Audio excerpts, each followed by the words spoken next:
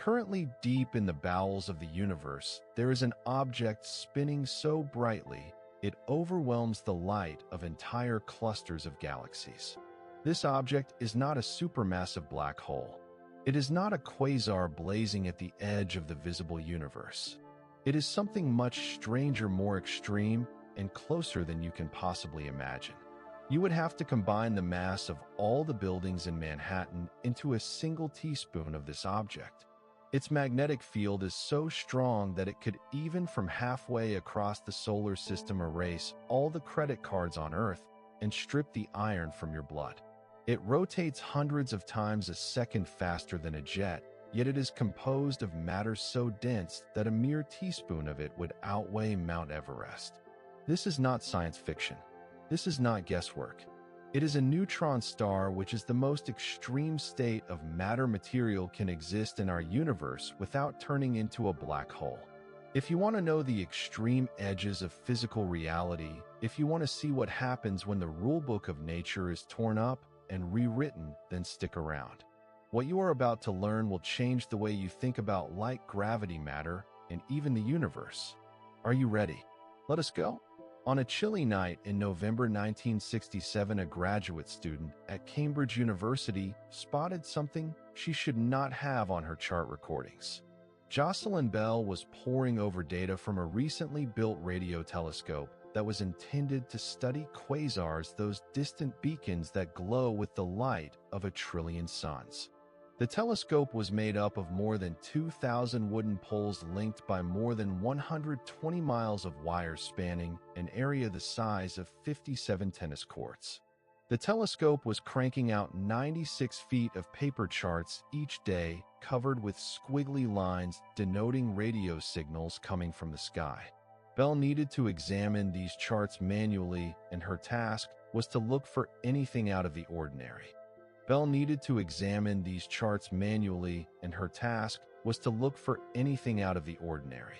Most days produced nothing but the predictable background hiss of the cosmos. But on this day, Bell saw a strange signal, a short burst of radio emission that was too regular, too structured to be natural static. The signal was over in a fraction of a second, but it repeated like clockwork every 1.337 seconds. Nothing in nature that we know of can produce anything like this regularity. The beat was so regular, so artificial in appearance that Bell and her supervisor Anthony Hewish jocularly christened it LGM-1 for Little Green Men. They entertained the idea that they had intercepted a transmission from an alien civilization. They went for weeks telling almost no one about their find as they tried to rule out every conceivable source of terrestrial interference. They ruled out hardware problems. They confirmed that it originated from a fixed point in space and not from Earth orbit. They looked for a known object there in the sky. They found none. 1.337 1.337 seconds. The signal kept pulsing 1.337 seconds like clockwork. Back then, 1.337 over with a regularity that could rival the best atomic clocks of the day. Then Bell found another one, and another, and another. Within a matter of months, she had located 4 distinct sources of these strange pulses, each at a different point in the sky, and each with a unique period which varied from a few tenths of a second to a few seconds. The Little Green Men theory collapsed under the weight of numbers. It was so incredibly improbable that 4 different ET civilizations would simultaneously decide to beam signals at Earth in the same period in human existence. Whatever they were, they had to be natural objects. But what natural phenomenon could be so precise? The answer was going to revolutionize our understanding of how stars die and open up the most extreme objects in the universe outside of black holes themselves. The candidate radio sources Bell uncovered, which later were termed pulsars, were not alien signals. They are the lighthouses of the cosmos, spinning remnants of dead stars, neutron stars, spinning at mind-numbing speeds, emitting beams of radiation that crisscross space like cosmic flashlights. When these beams cross Earth, we detect as pulses, and that is why they are called pulsars. But to understand what pulsars really are, you need to understand how they come to be, and that begins with the death of the largest stars in the universe. Stars are not static objects. It would seem in hindsight like common sense, but much of humanity's history has been spent arguing about this. Stars twinkle on and off because of our atmosphere, which shifts and bends starlight, but they seemed permanent, immutable beacons our ancestors would have gazed at in the night skies like they do for us. But stars are born, they live, and they die. Two basic physical principles are constantly fighting for the star's destiny: gravity, which attempts to squash the star until it is an infinitesimally small point, and pressure, which resists that implosion and pushes outward. These forces are balanced in a star for essentially its entire lifetime in a simple equilibrium called hydrostatic equilibrium. Through nuclear fusion at its core, the star produces pressure and energy by transforming hydrogen into helium, releasing enormous amounts of energy. This energy turns into heat, and the heat turns into pressure, which precisely opposes the gravitational pull inward. As long as fusion occurs, a star is stable. But you cannot keep on fusing forever. Just like a star, each one of us runs on a finite supply of fuel, and when that fuel runs out, the balance tips. For stars similar to our Sun, the end arrives relatively gently. When the core's hydrogen is exhausted, the core contracts and heats up to a temperature at which it can then fuse helium into carbon and oxygen. The outer layers balloon outward, making the star a red giant. Eventually, the core runs out of helium as well. However, stars with the mass of the Sun cannot reach the required temperatures to fuse carbon and oxygen into heavier elements. The process of fusion just ends. With nothing to press against, the outer layers drift off into space, creating a planetary nebula, and the core shrinks into a white dwarf, a dense ember about the size of Earth, propped up not by fusion, but by electron degeneracy pressure, a quantum mechanical effect that keeps electrons from squeezing too close together. The white dwarf cools off over billions of years to what is called a black dwarf, a cold, dark cinder that no longer provides any meaningful light or heat. This is a quiet death, a gentle fade into cosmological obscurity. But for much larger stars at least 8 times as massive as our Sun, the end is a lot less genteel. These giant stars live shorter lives, but die in much more spectacular fashion. Because they are more massive, these stars have higher gravitational pressure at their cores, translating to higher temperatures, allowing them to fuse elements much heavier than helium.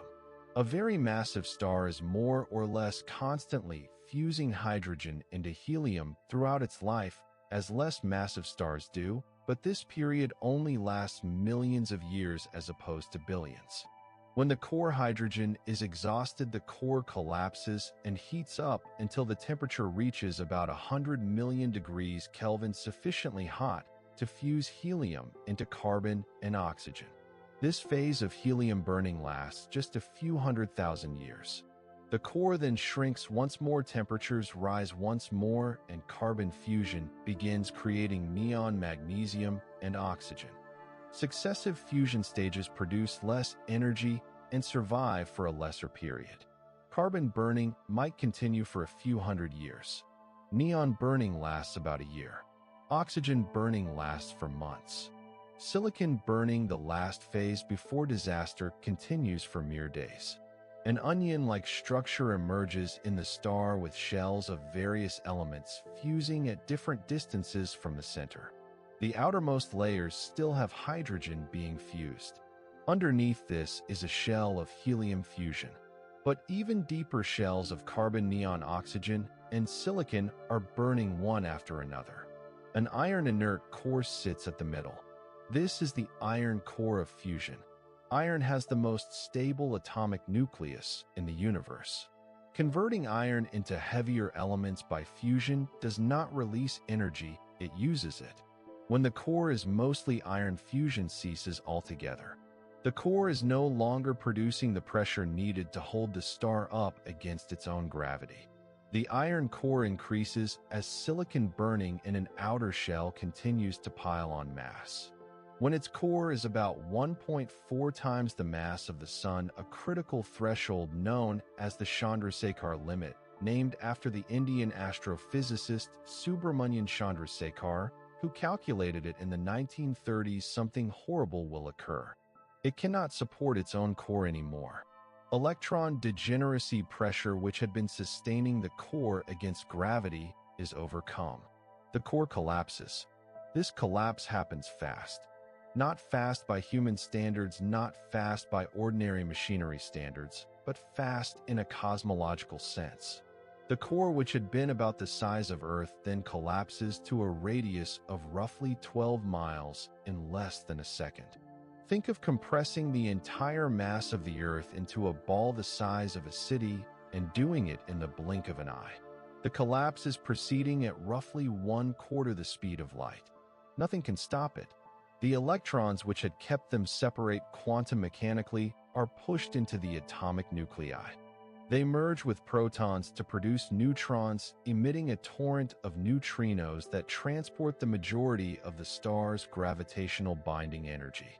The neutrinos, which interact only weakly with normal matter, pour out of the collapsing core at nearly the speed of light, traveling through the shells of the star as if they do not exist. But not all the neutrinos escape immediately. In the extreme densities reached within the collapsing core, even neutrinos that usually go through complex objects like planets uninhibited interact with atomic nuclei. A tiny portion of the neutrino energy, at most about 1%, is imparted to the outer parts of the core and the inner regions of the overlaying material. And yet this tiny fraction corresponds to an unfathomable amount of energy, about 10 to the power of 46 joules more energy than the Sun will give off in the course of its 10 billion-year lifespan, concentrated in a few seconds. This energy powers the most destructive detonation in the universe, a core collapse supernova, or Type II supernova. The outer shells of the star, which had been collapsing inward as the core collapsed, are suddenly stopped by a neutrino-heated bounce shock propelled away from the core as it hits nuclear density and can compress no further. The shock wave races outward at thousands of kilometers per second, heating the material of the star to billions of degrees and hurling it into space at a good fraction of the speed of light. For a few weeks, the supernova outshines the galaxy that is home to it. A single dead star more brilliant than 100 billion ordinary stars put together. The explosion produces heavy elements synthesized both during the end stages of fusion in the star and in the explosion. Gold, platinum, uranium, and all the elements heavier than iron that occur naturally in the universe are made in these cataclysmic events and spread through space, where they are incorporated into new stars, planets, and living things. Every atom of gold in your jewelry, every atom of iodine in your thyroid, every atom of uranium in nuclear reactors was made in the exploding death of a massive star billions of years ago. But the supernova, brilliant though it is only part of the tale. At the center of the explosion, the core collapsed. Something is left. The core did not vanish. It did not turn into energy and evaporate. It compressed to such a high density into such an extreme environment that it defies our understanding of anything in matter. When the core collapsed, it did not halt at the density of a white dwarf where electron degeneracy pressure balances the inward pull of gravity. The gravitational force was too great. The collapse proceeded until the electrons were compressed into atomic nuclei, merging with protons to form neutrons. At this stage, the material had achieved nuclear density, the density of an atomic nucleus, on the order of 2 to 3 times 10 to the 17 kilograms per cubic meter. To give this number some more context, a sugar cube-sized amount of this material would weigh about 400 million tons. A teaspoonful, about 5 cubic centimeters, would weigh maybe 2 billion tons more than the mass of Mount Everest.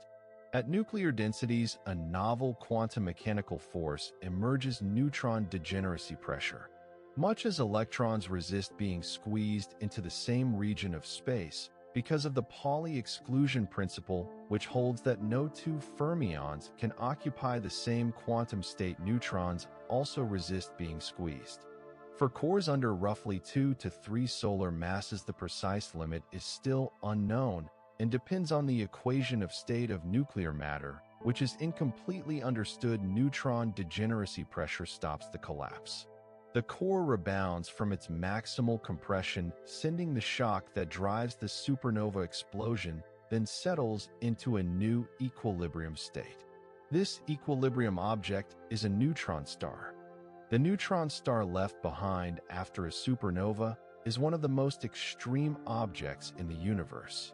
It holds 1.4 to about 3 solar masses of material. The precise upper limit is still a matter of debate and depends on nuclear physics that cannot be tested in laboratories, and is squeezed into a ball only about 20 to 24 kilometers across.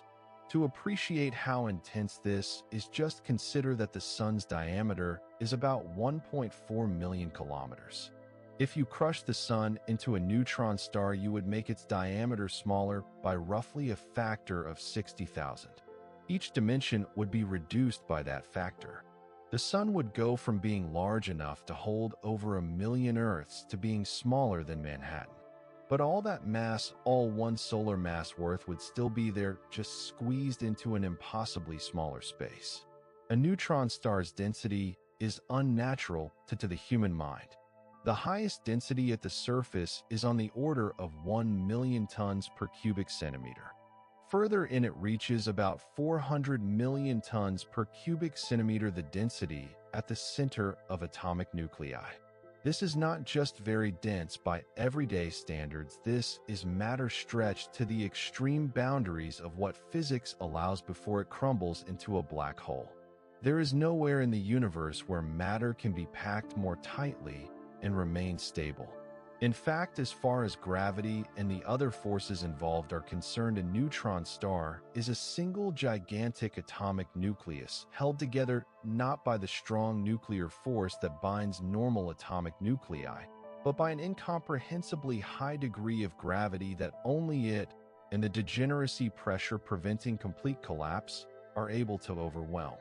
Neutron stars are not entirely homogeneous inside. They are structured with layers consisting of differing composition and properties, all derived from physics of matter at intersets under immense pressure. The outside layer, the atmosphere, is merely a few centimeters thick. It may be called atmosphere, but it is roughly 1 million times thicker than what you are breathing now. This atmosphere is made of hydrogen and helium if the star has accreted matter from a companion, or of heavier elements such as iron if the star is alone. Under the atmosphere is the outer crust, a solid shell probably a kilometer thick, consisting of a crystal lattice of iron nuclei submerged in a sea of electrons. The nuclei form a regular lattice much as atoms do in ordinary solids, but they are much more closely packed. The density in the crust is around 100 million tons per cubic centimeter at the bottom, varying down to 1 million tons per cubic centimeter at the surface. As you go down deeper into the neutron star, the density and the pressure get even higher. At densities in excess of around 100 million tons per cubic centimeter, atomic nuclei lose their individual identity. Neutrons drip out of nuclei and leads to the formation of neutron gas that penetrates the lattice of neutron-rich nuclei. This inner crust extends from roughly 1 kilometer to at most 2 kilometers beneath the surface.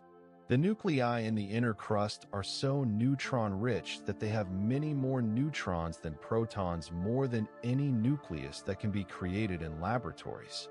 These are truly exotic nuclei that have been given fanciful names based on the shapes. They take gnocchi for spherical clusters, spaghetti for rod, like structures, lasagna for sheets of nuclear matter. The so-called pasta phases, which they are all known as, are among the strangest states of matter in the cosmos. Underneath the neutron star's inner crust is the outer core region.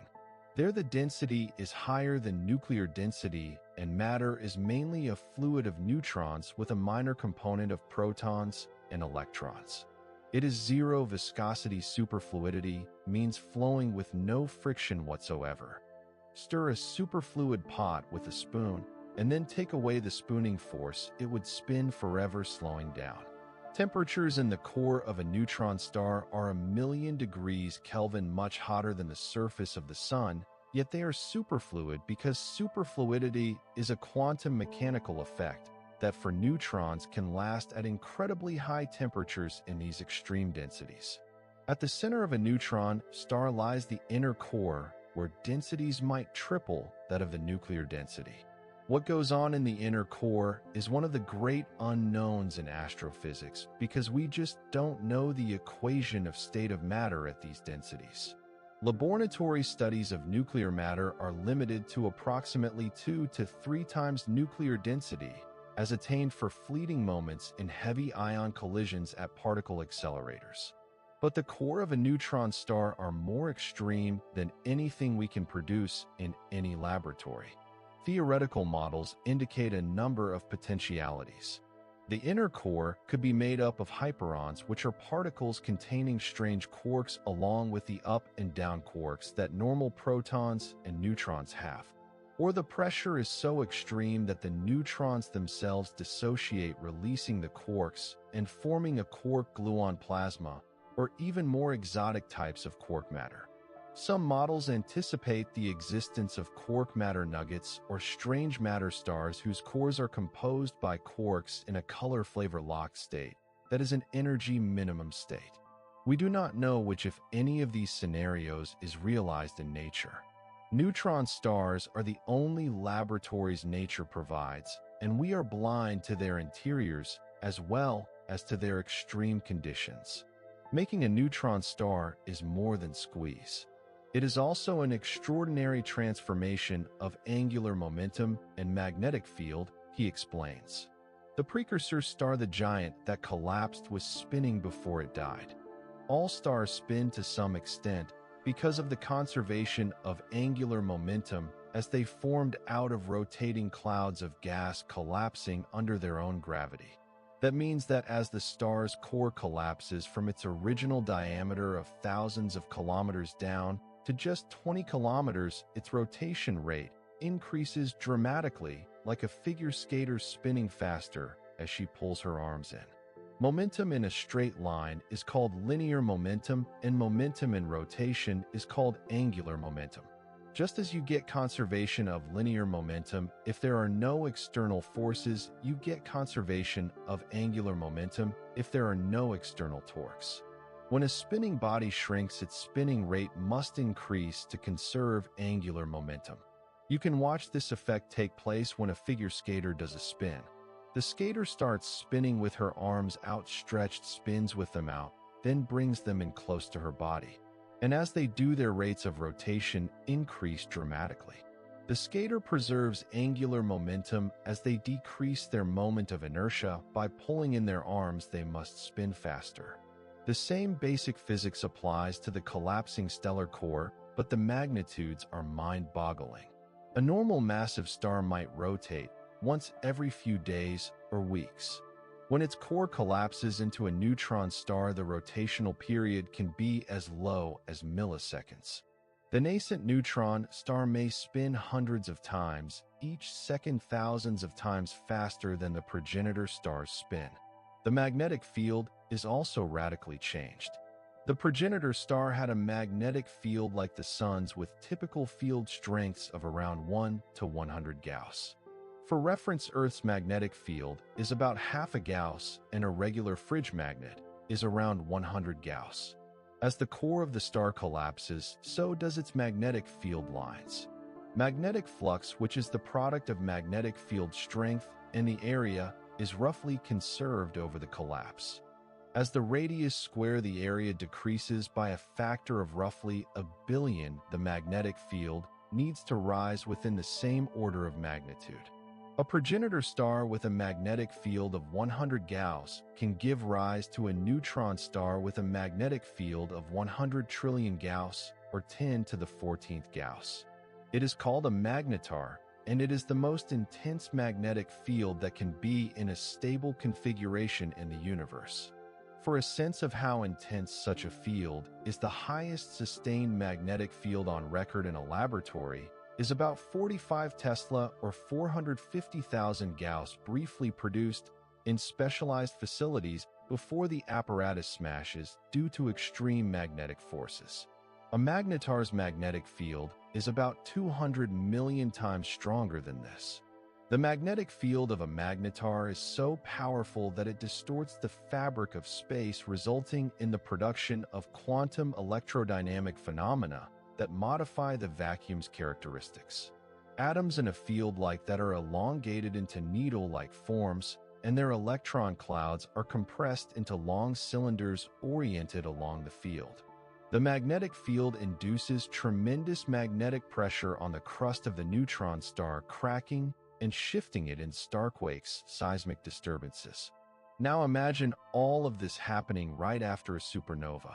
The giant star blows apart, hurling its outer shell into the space of several light years. At the center, the collapsed core forms a ball 20 kilometers across, harboring more mass than the Sun.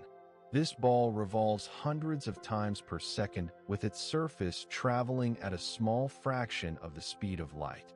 Its magnetic field is trillions of times greater than anything on Earth, strong enough to distort atomic structure from thousands of kilometers away. And it is hot about 1,000,000 degrees Kelvin at the surface a few moments after birth, cooling over 1,000 years, but never coming close to the surface temperature of a normal star. This is a neutron star born in violence, spinning with incredible speed, blazing with magnetic fury, compressed to the absolute edge of physical possibility. It is not the brightest thing in the universe, unfortunately, just from its thermal emission. A neutron star has minuscule surface area compared with ordinary stars, so even when it is millions of degrees hot, its total output in thermal radiation is minuscule relative to that of a giant star like Betelgeuse or Rigel. But neutron stars do have other ways to shine, taking advantage of their powerful magnetic fields, rapid rotation, and intense gravitational fields. These processes can cause neutron stars to shine as the most luminous objects in the universe in large portions of the electromagnetic spectrum. And to understand those processes, you have to understand what happens when a spinning magnetic neutron star interacts with its surroundings in effects so extreme they push the very limits of what we think is physically possible. The tale of neutron stars is the tale of extremes. High density, high magnetic fields, high rotation, high gravity. Everything is taken to the extreme limits of physics. These entities are poised on the edge between ordinary matter and black holes, in a territory where both quantum mechanics and general relativity govern, where the weave of space and time is dilated and curved, where circumstances are so alien to what we see every day that our guts turn holy. Yet neutron stars do exist. They are not just theoretical curiosities. Thousands have been observed. We have measured them. We have seen them orbit one another and coalesce, generating gravitational waves that echo through the cosmos. Neutron stars are unique natural laboratories, enabling studies of physics in regimes that are unattainable on Earth, and they inform a host of fundamental questions in science. What is the nature of matter at supernuclear densities? How do magnetic fields influence the shape of the cosmos? What occurs when gravity is sufficiently strong to bend light and slow time? Where do the heavy elements of the universe come from, and how do they get there? The neutron stars themselves of all kinds provide the answers to these questions. Some neutron stars are lone wanderers, quietly cooling in the darkness of space. Others orbit companions in binary systems, drawing in material and flaring up in spectacular outbursts. Some twirl hundreds of times a second, sending radiation through the cosmos like cosmic lighthouses. Still others host magnetic fields so powerful they generate gamma-ray bursts that are seen throughout the universe. Different types of neutron stars afford us different views of the extremes of physics, different peaks into domains that strain human understanding. And the story of how we came to know what these objects are, from the earliest puzzling signals picked up by Jocelyn Bell to the gravitational wave detections of coalescing neutron stars this century, is a tale of human curiosity, brilliance, and determination against cosmic enigmas that at the outset appeared wholly ungraspable. The human brain is not wired to grasp the density of a neutron star. We can give you the numbers, write down the equations, do the calculations, but true understanding is impossible because there is nothing in our daily lives that prepares us for nuclear density compressed matter. Let me try and give you an idea of how extreme this compression really is. Take a cubic centimeter, roughly the size of a sugar cube. Fill it with neutron star material. That sugar cube now weighs about 400 million tons. It is not 400 million grams or 400 million pounds. This is 400 million tons, 400 million metric tons, or about 4 times 10 to the 14th grams. To give you an idea, the Great Pyramid of Giza has a mass about 6 million tons. 1 cubic centimeter of neutron star material is over 60 times as heavy as the Great Pyramid. The total human population of Earth, all 8 billion of us, tips the scales at around 600 million tons. A sugar cube-sized pinch of neutron star material is nearly as heavy as all the people on Earth combined. Put up this high to a teaspoon, about 5 cubic centimeters, and you get close to 2 billion tons, about the weight of Mount Everest, one of Earth's highest peaks, crowded in a handful-sized quantity. A tablespoon, 15 cubic centimeters, would weigh around 6 billion tons. A coffee cup, say 250 cubic centimeters, would weigh 80 billion tons, about the mass of all the buildings in New York City. Of course, these comparisons do not even begin to convey just how strange these things are, because they compare mass, and our intuition for mass is already terrible. Let me take a different approach. Think of it, you are holding a coffee cup of neutron star material. The gravity between this material and the Earth would be negligible relative to the gravity of the material itself. The surface gravity of this coffee cup would be millions of times stronger than that of the Earth. When you set the cup down, it will not rest on the table. It would out-punch the account, punch through the table, punch through the floor, punch through the foundation, punch through the saw blade and railroad tie, accelerating downward, and that is what it would do. Until it reached the center of the Earth, it would not stop falling, not even then, oscillating violently back and forth through the center of the Earth. Then the entire Earth would have recoiled, drawing the mass of the Earth toward it, until Earth itself became a tiny neutron star fragment. This is what density at nuclear levels is like. This is why neutron stars are so extreme. But neutron stars are not uniform down to the core.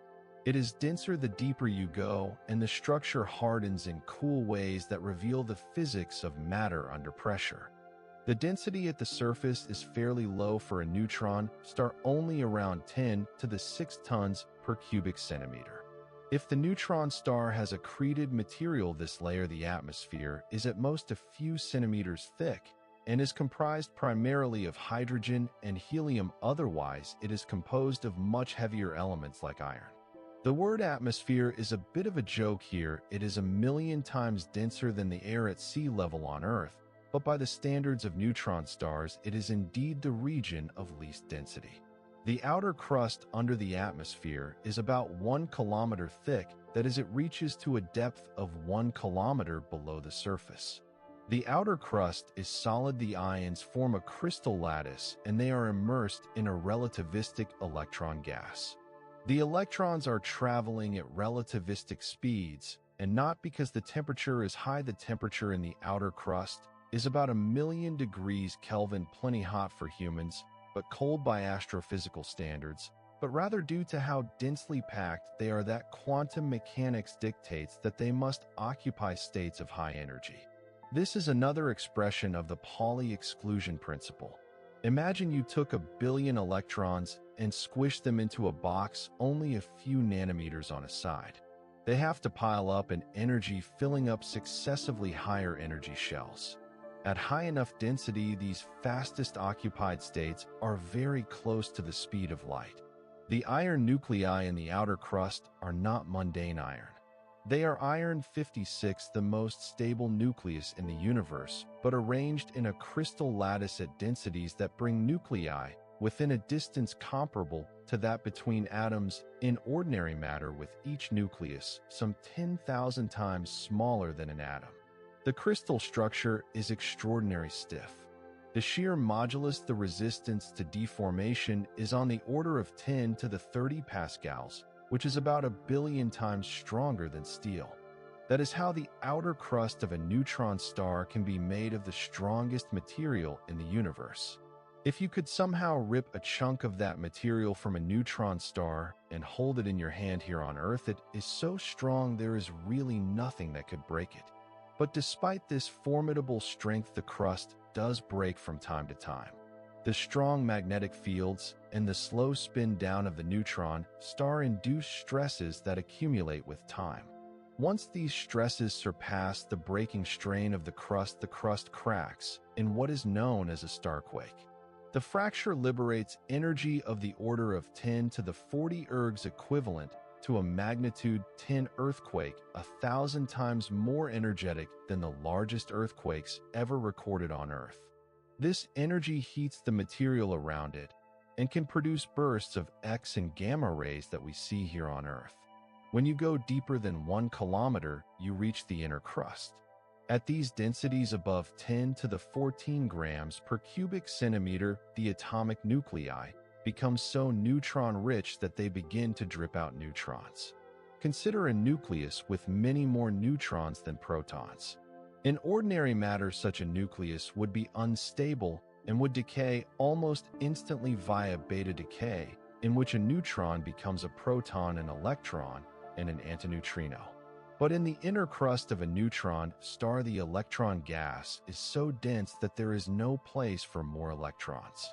The decay is prohibited by the Pauli principle, since the electron that would be emitted has nowhere to go in terms of quantum states.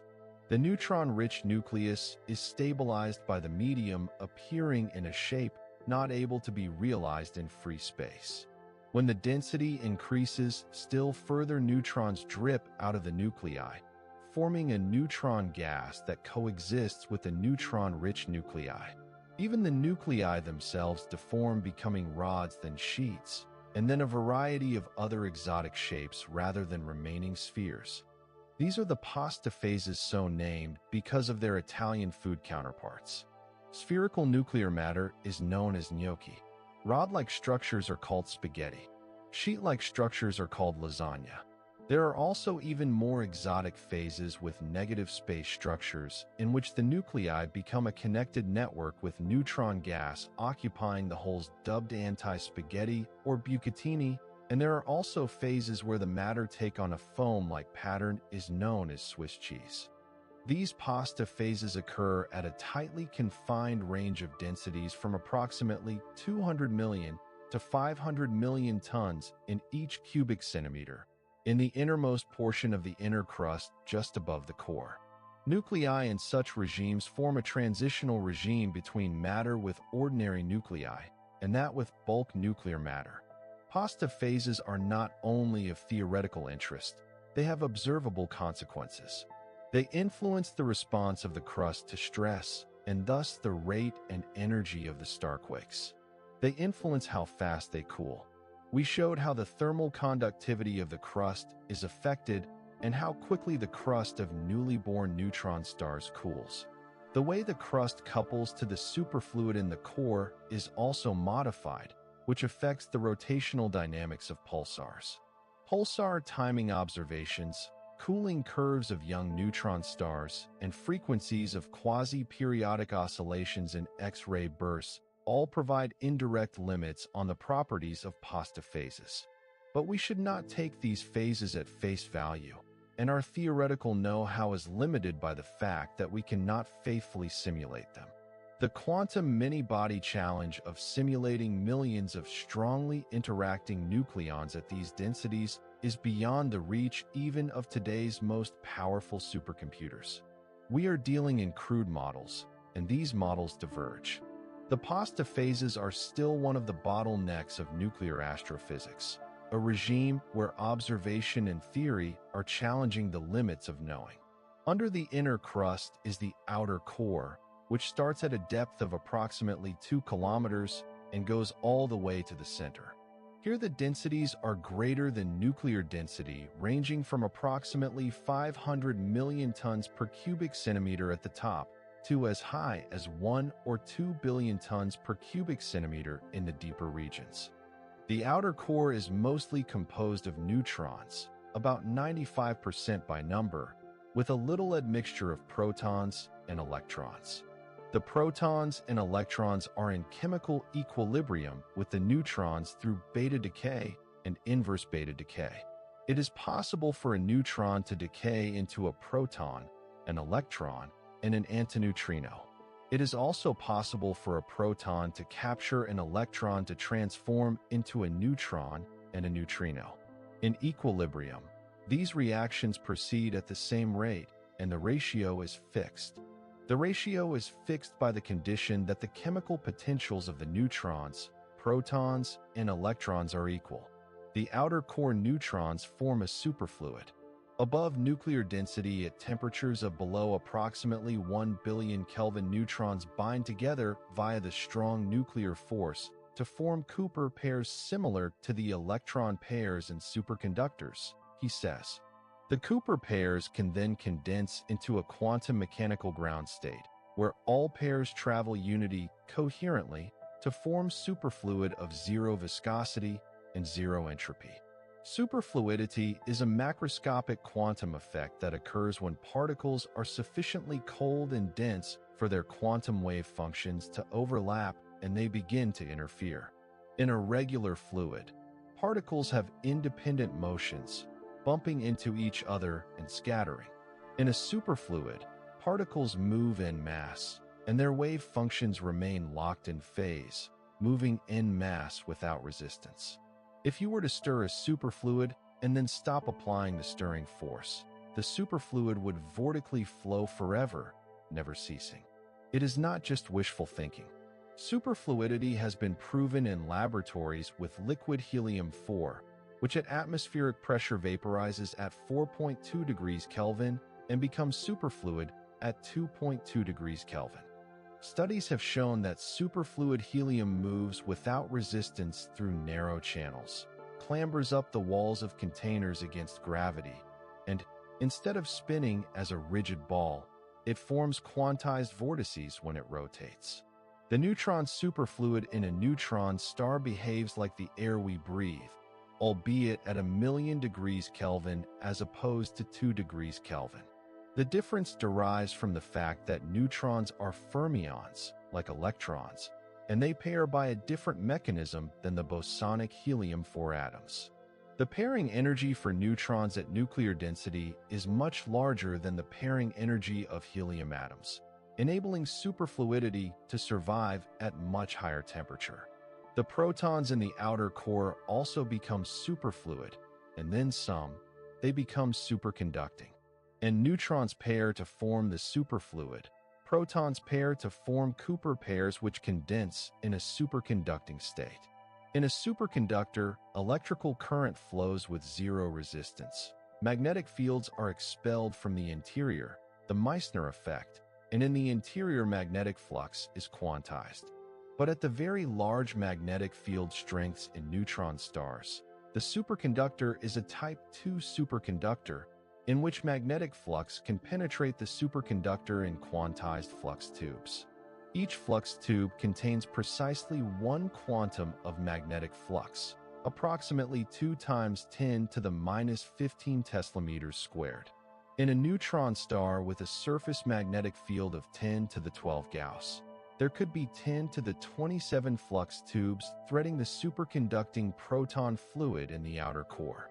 These flux tubes are pinned to the neutron superfluid vortices and so form a composite system where the magnetic field, the proton superconductor, and the neutron superfluid all are coupled. This interaction has far-reaching consequences for the rotational evolution of neutron stars.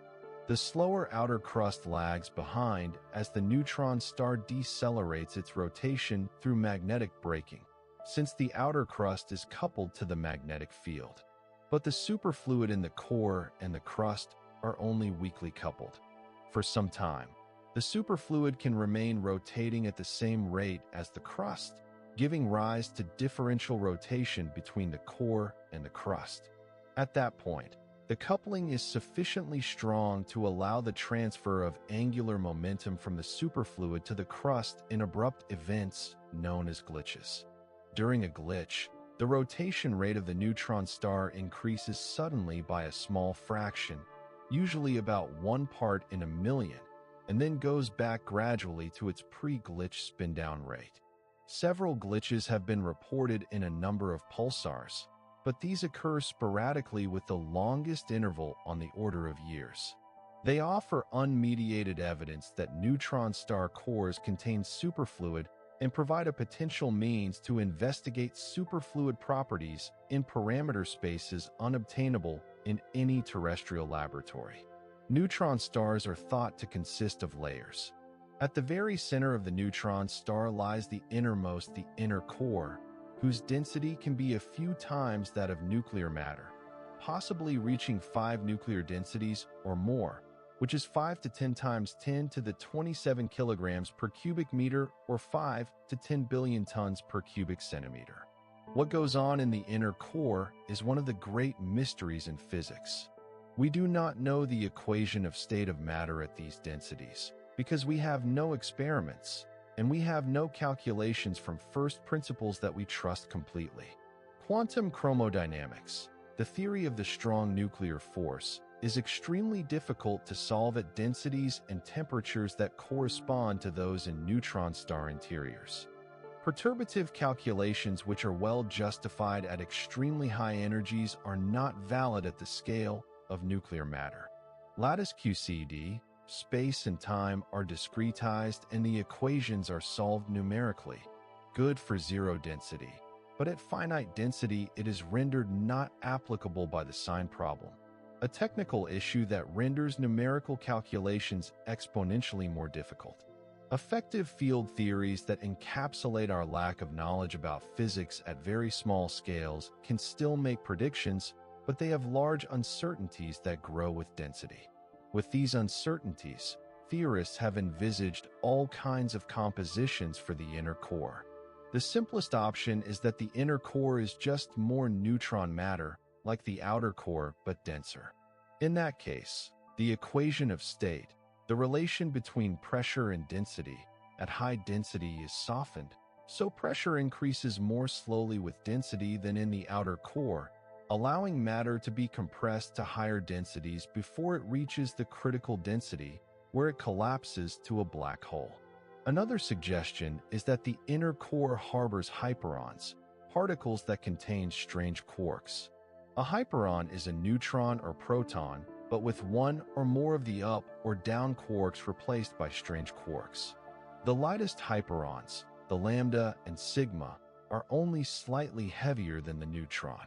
At high enough density, it is energetically favorable to convert some neutrons into hyperons, despite hyperons being heavier, since the conversion lowers the total energy by softening the neutron degeneracy pressure. The presence of hyperons in the inner core would also soften the equation of state, allowing an easier compression of matter and decreasing the maximum mass of a neutron star can hold up before collapsing into a black hole. This is known as the hyperon puzzle because the majority of equations of state that include hyperons predict maximum masses well below 2 solar masses. This is at odds with observations of neutron stars with masses of around 2 solar masses. A third option is that the pressure in the inner core is so great that it shatters neutrons, liberates the quarks, and forms a quark matter core.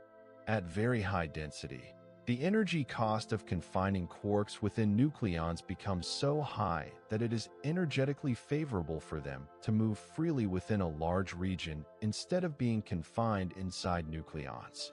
The consequent phase is called quark matter or strange quark matter if it has roughly the same amount of up, down, and strange quarks.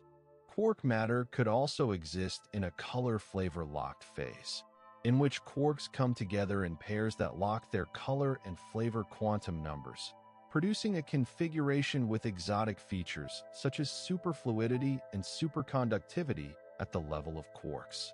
Some even suggest that the quark matter is the true ground state of matter, far more stable than nuclear matter, in which case neutron stars could be strange stars, made entirely or nearly entirely out of quark matter with only a thin crust of nuclear matter on top.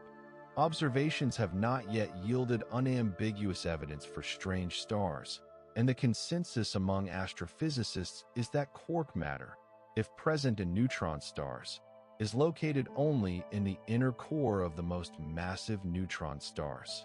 Composition of the inner core determines how massive a neutron star can be supported. Neutron degeneracy pressure can support a star against gravity only up to a limited mass. At even higher masses, neutron degeneracy pressure is no match for gravity, and the star collapses into a black hole. This limit in mass is similar to the Chandrasekhar limit for white dwarfs and is known as the Tolman-Oppenheimer-Volkoff limit, named after the four physicists that were the first to calculate it. The precise value of the TOV limit is equation of state dependent, as the equation of state determines how pressure changes with increasing density. The stiffer the EOS, the faster the pressure rises with density, the more massive neutron stars it can support. A soft EOS, for which the pressure rises more gradually, has a lower maximum mass. Constraints from observed neutron star masses are critical. The most massive precisely measured neutron stars have masses a little over twice that of the Sun. PSR J00340534, a millisecond pulsar in a binary system, has a mass of 2.01 plus or minus 0.04 solar masses. PSR J0740 plus 6620 has a mass of 2.14 plus or minus 0.10 solar masses, which is the most massive neutron star currently known to us for which we have a fairly precise mass measurement. These observations exclude EOSs that give maximum masses below 2 solar masses, ruling out many models that feature significant populations of hyperons or that predict a phase transition to quark matter at rather low densities. However, data also indicate that there is a maximum neutron star mass, less than 3 but more than 2 solar masses. Instead, the systems that are supposed to produce much larger remnants based on the mass of the progenitor stars produce black holes. This indicates that the TOV limit is within 2 to 3 solar masses, but the exact value is still unknown. It is possible that future observations, particularly from neutron star mergers observed via gravitational waves, will shrink this interval and provide tighter constraints on the equation of state. The nature of a neutron star, from the wispy atmosphere through the rigid crust to the superfluid core and perhaps to a quark matter core, is not just some arcane wonder. This influences stakes that can be observed, such as its radius, which may be known by X-ray measurements of hot spots on the skin. Its radius may be known by X-ray measurements of hot spots on the skin. Its moment of inertia, that influences glitch conduct. Its warm discharge, that is dependent upon the thermal conductivity of the shell along with the core, and its reaction to tidal forces in binary programs that will be gauged through gravitational wave observations. Each observable activity offers insight into the internal structure and allows us to test our knowledge of matter at densities that we cannot investigate through other means. We should now turn our attention from the structure of neutron stars to their magnetic fields, which operate at the highest extreme of all magnetic phenomena in the universe. The surface magnetic field of a typical neutron star is about 10 to the 12 Gauss, or 10 to the 8 Tesla. For context, the magnetic field of the Earth is approximately 0.5 Gauss. A A fridge magnet is approximately 100 Gauss. An MRI operates at fields in the range of about 1.5 to 3 Tesla or 15,000 to 30,000 Gauss. The highest continuous magnetic field ever produced in a laboratory is about 45 Tesla or 450,000 Gauss. A neutron star's magnetic field is 200 million times greater than that. But a few neutron stars, known as magnetars, spin with magnetic fields even more extreme, up to 10 to the 15 Gauss, or 10 to the 11 Tesla, roughly 1,000 times stronger than a typical neutron star and 1 trillion times stronger than the strongest magnets ever created on Earth. Where do such magnet-like fields come from? The secret is the conservation of magnetic flux during the stellar core collapse. Magnetic flux equals magnetic field strength multiplied by the area in the field. When the core collapses from a radius of order 5,000 kilometers to a radius of order 10 kilometers, the area shrinks by a factor of order 250,000, the square of the ratio of radii. If the magnetic flux is conserved, the magnetic field strength has to go up by the same amount. A progenitor star with a surface magnetic field of 1,000 Gauss would produce a neutron star with a magnetic field of 250 billion Gauss, or 2.5 times 10 to the 13 Gauss. A progenitor with a 10,000 Gauss field that is well within the realm of possibility for massive stars will produce a magnetar with a 2.5 times 10 to the 15 Gauss field. The field is not exactly preserved here during the collapse, because magnetic fields lines can reconnect, and because some magnetic flux could be carried off by the matter that does not accrete onto the neutron star.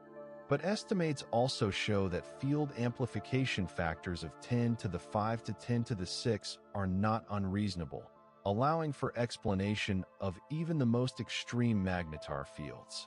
The magnetic field of the neutron star then evolves slowly with time after the neutron star is born. The field is tied to the superconducting proton fluid in the outer core. In a Type II superconductor, the magnetic flux is quantized and confined to flux tubes that penetrate the superconductor. These flux tubes are pinned to the superfluid neutron vortices, resulting in a co-moving system in which the magnetic field, the proton superconductor, and the neutron superfluid are coupled. On a gradual timescale of millions to billions of years, the magnetic field decays as the flux tubes move out and are annihilated at the surface. This attenuation is slow because the superconductor opposes variations in magnetic flux. The Hall effect, electric currents are influenced by magnetic fields, also figures in redistribution of magnetic field in the crust and in the core. The magnetic field evolution results from competing processes of ohmic dissipation, Hall drift, and ambipolar diffusion, and directly influences the rate of spin down and emission properties of the neutron star. Magnetars are a type of neutron star with incredibly powerful magnetic fields, and they behave accordingly. The magnetic field is also so dominant energetically in a magnetar that the star's energetics are dominated by it. The magnetic energy trapped in a magnetar's field is about 10 to the 47 ergs, or 10 to the 40 joules, which is comparable to the total rotational energy of a rapidly spinning neutron star and much higher than the thermal energy. This magnetic energy is not dormant. The crust is subjected to stresses from the field, and large forces are induced that can fracture the crust in starquakes.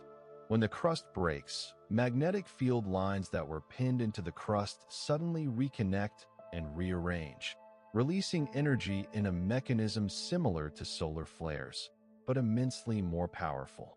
A typical magnetar flare releases about 10 to the 41 to 10 to the 42 ergs, the same amount of energy the sun radiates over a few months, in a small fraction of a second.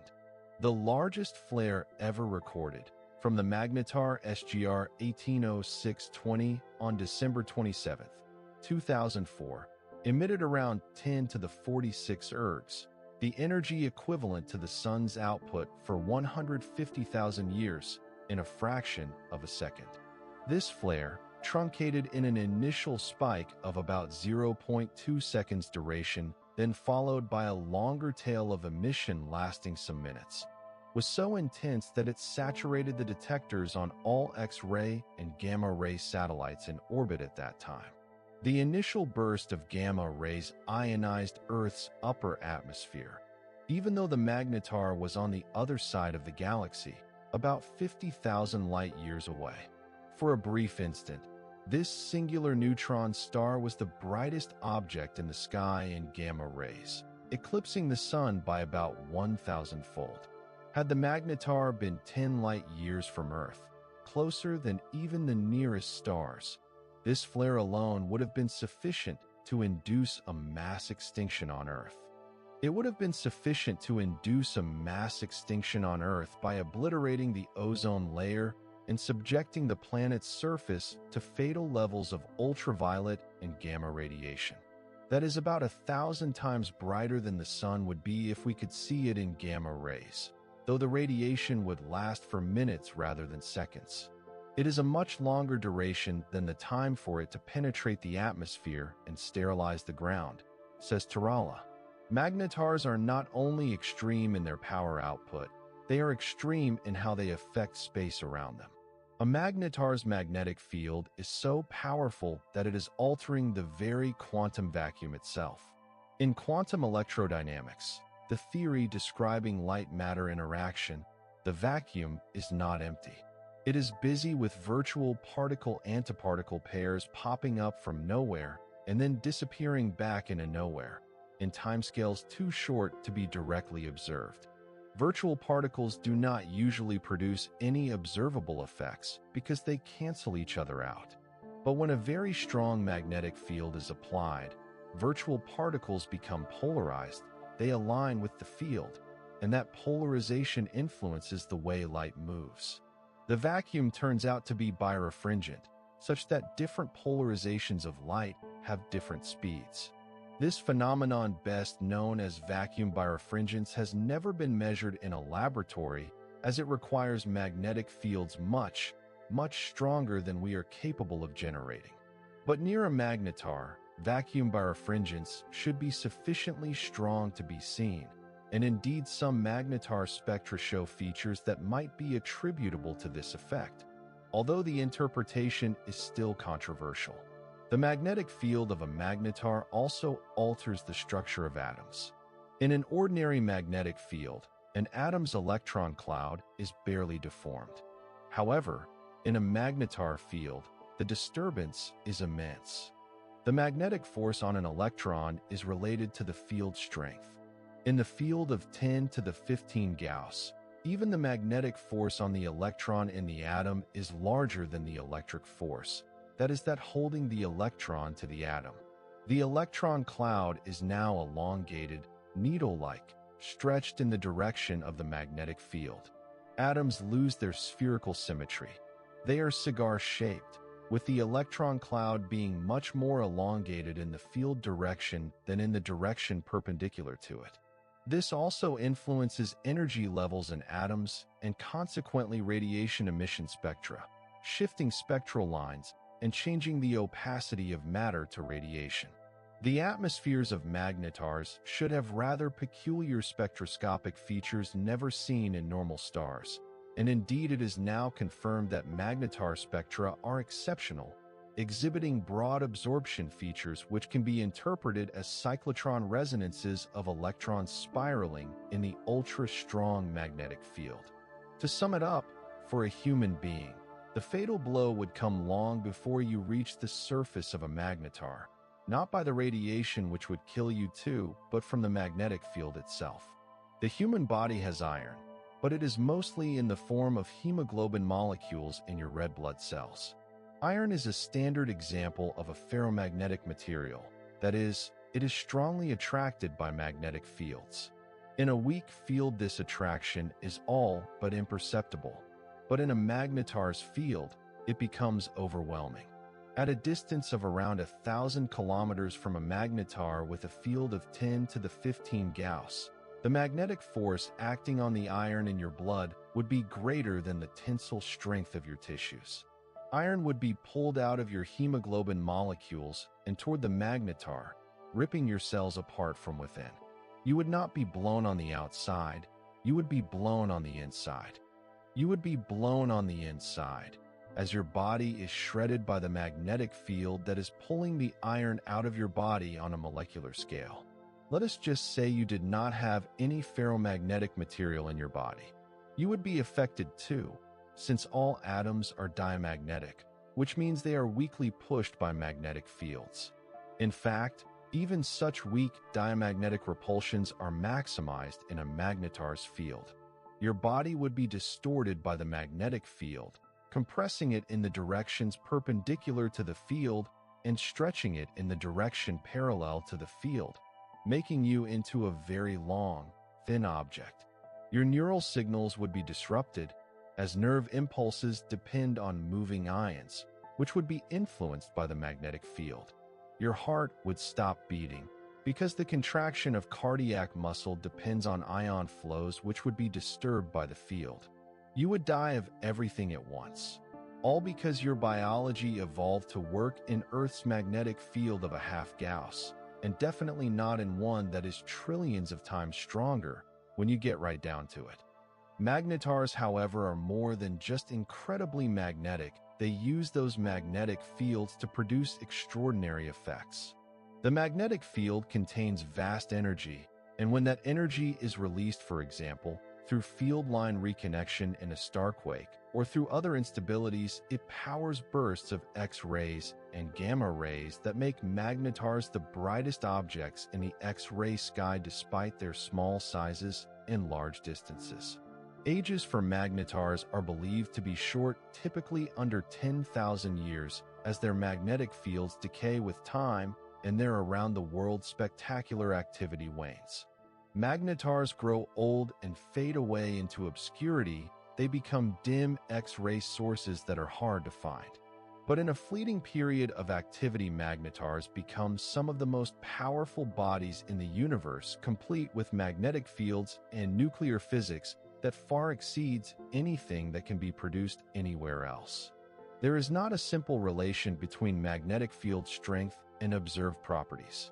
Not all neutron stars that have very strong magnetic fields are magnetars, and not all magnetars have the same degree of activity.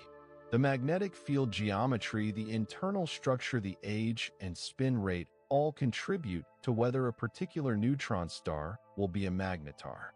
Some neutron stars have more complicated magnetic field geometries with multipole components that form hot spots on the surface where the field lines enter and exit. These hot spots produce thermal X-rays that we can detect as the neutron star spins, leading to a periodic variation in the X-ray flux.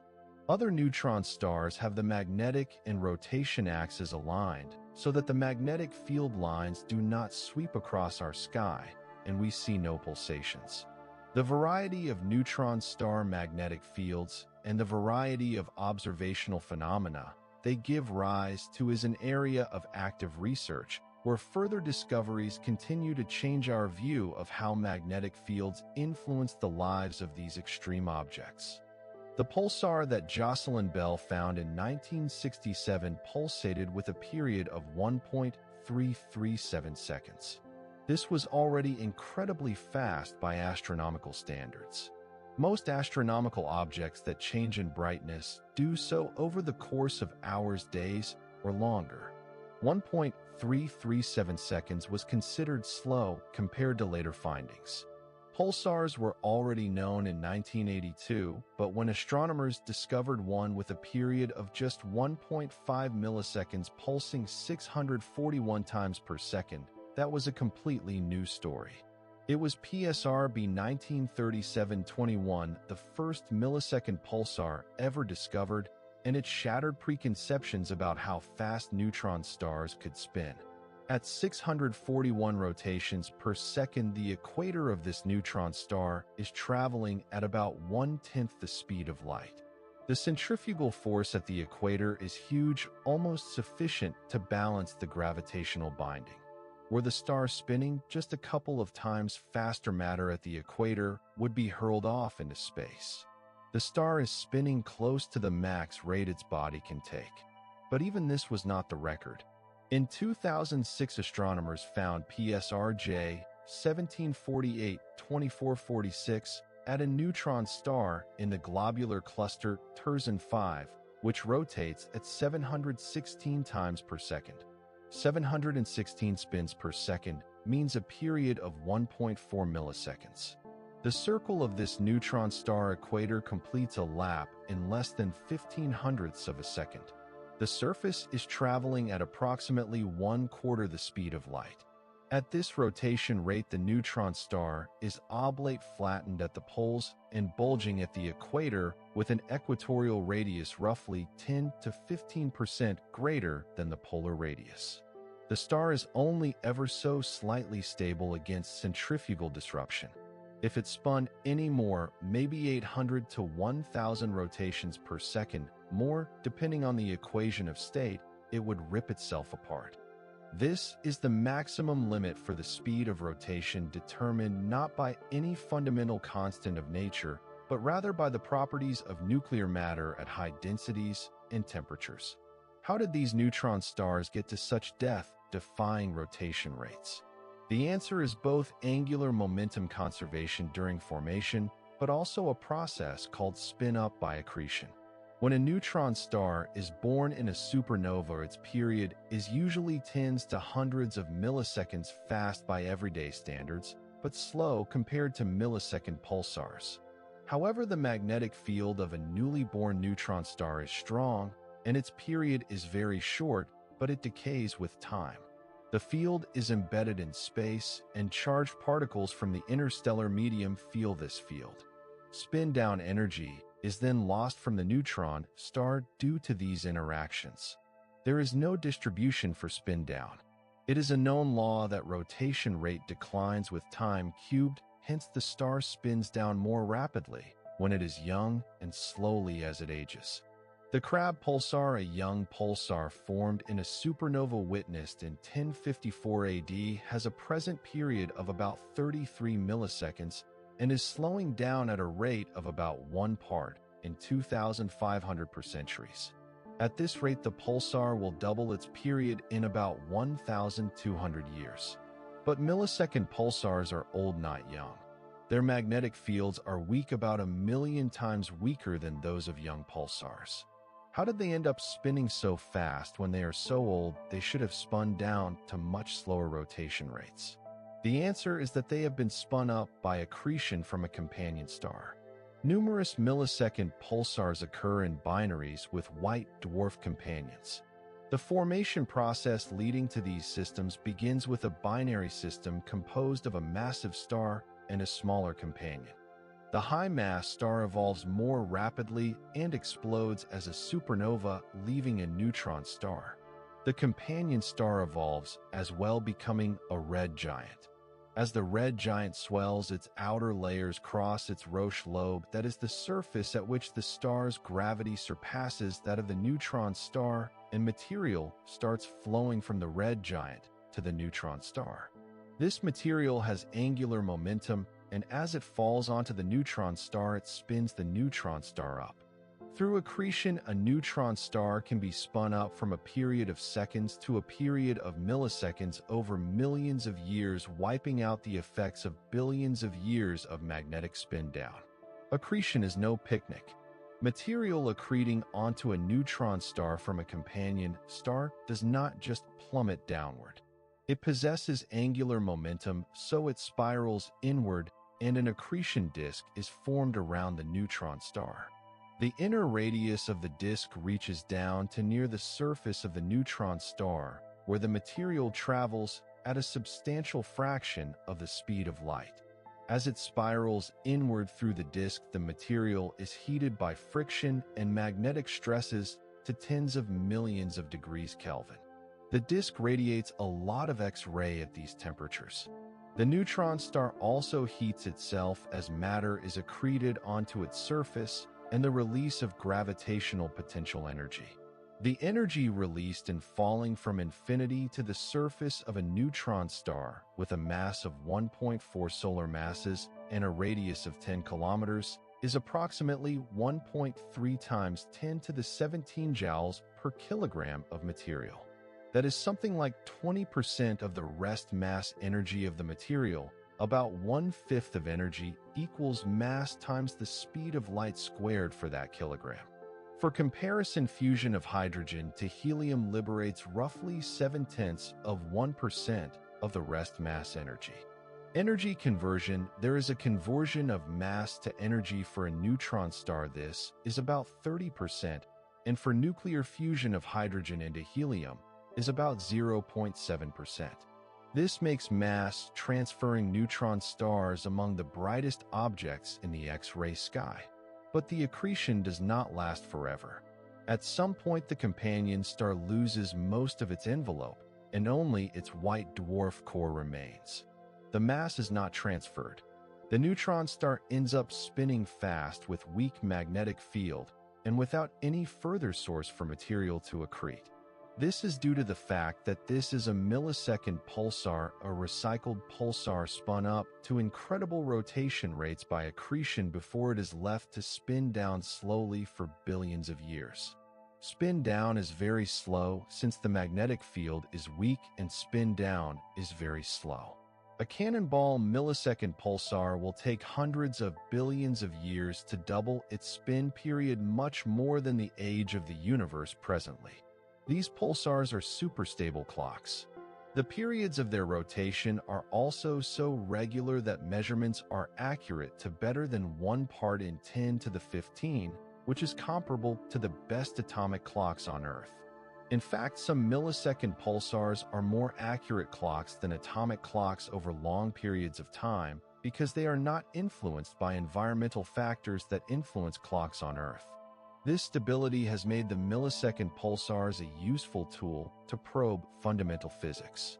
A set of millisecond pulsars that are distributed over the sky can be used to search for gravitational waves that have wavelengths that are comparable to the distance between the Earth and the pulsars. Gravitational waves traveling through the solar system into space and out of space are changing the distances to the pulsars. These distance variations change arrival times of pulses by detectable amounts with today's timing precision. Pulsar timing arrays, which are consortia that very precisely monitor tens of millisecond pulsars over a number of years, are now attempting to detect the gravitational waves from supermassive black hole binaries in faraway galaxies.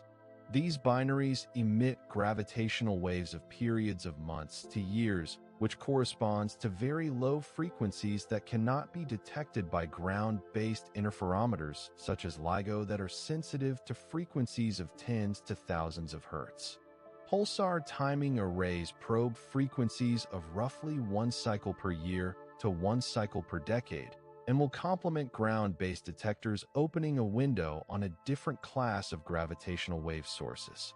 The process that generates the radio pulses from pulsars is not completely understood after several decades of observations and theoretical studies. We know that the pulses are caused by beams of radiation emanating from close to the magnetic poles of the neutron star. The pulsar's magnetic field is not aligned with its rotation axis. The magnetic axis is instead inclined by some angle, usually some tens of degrees with respect to the rotation axis. In a rotating neutron star, the magnetic poles act like the spots of a spinning lighthouse. When the beam sweeps across the Earth, we detect a pulse every time the beam is pointed at us.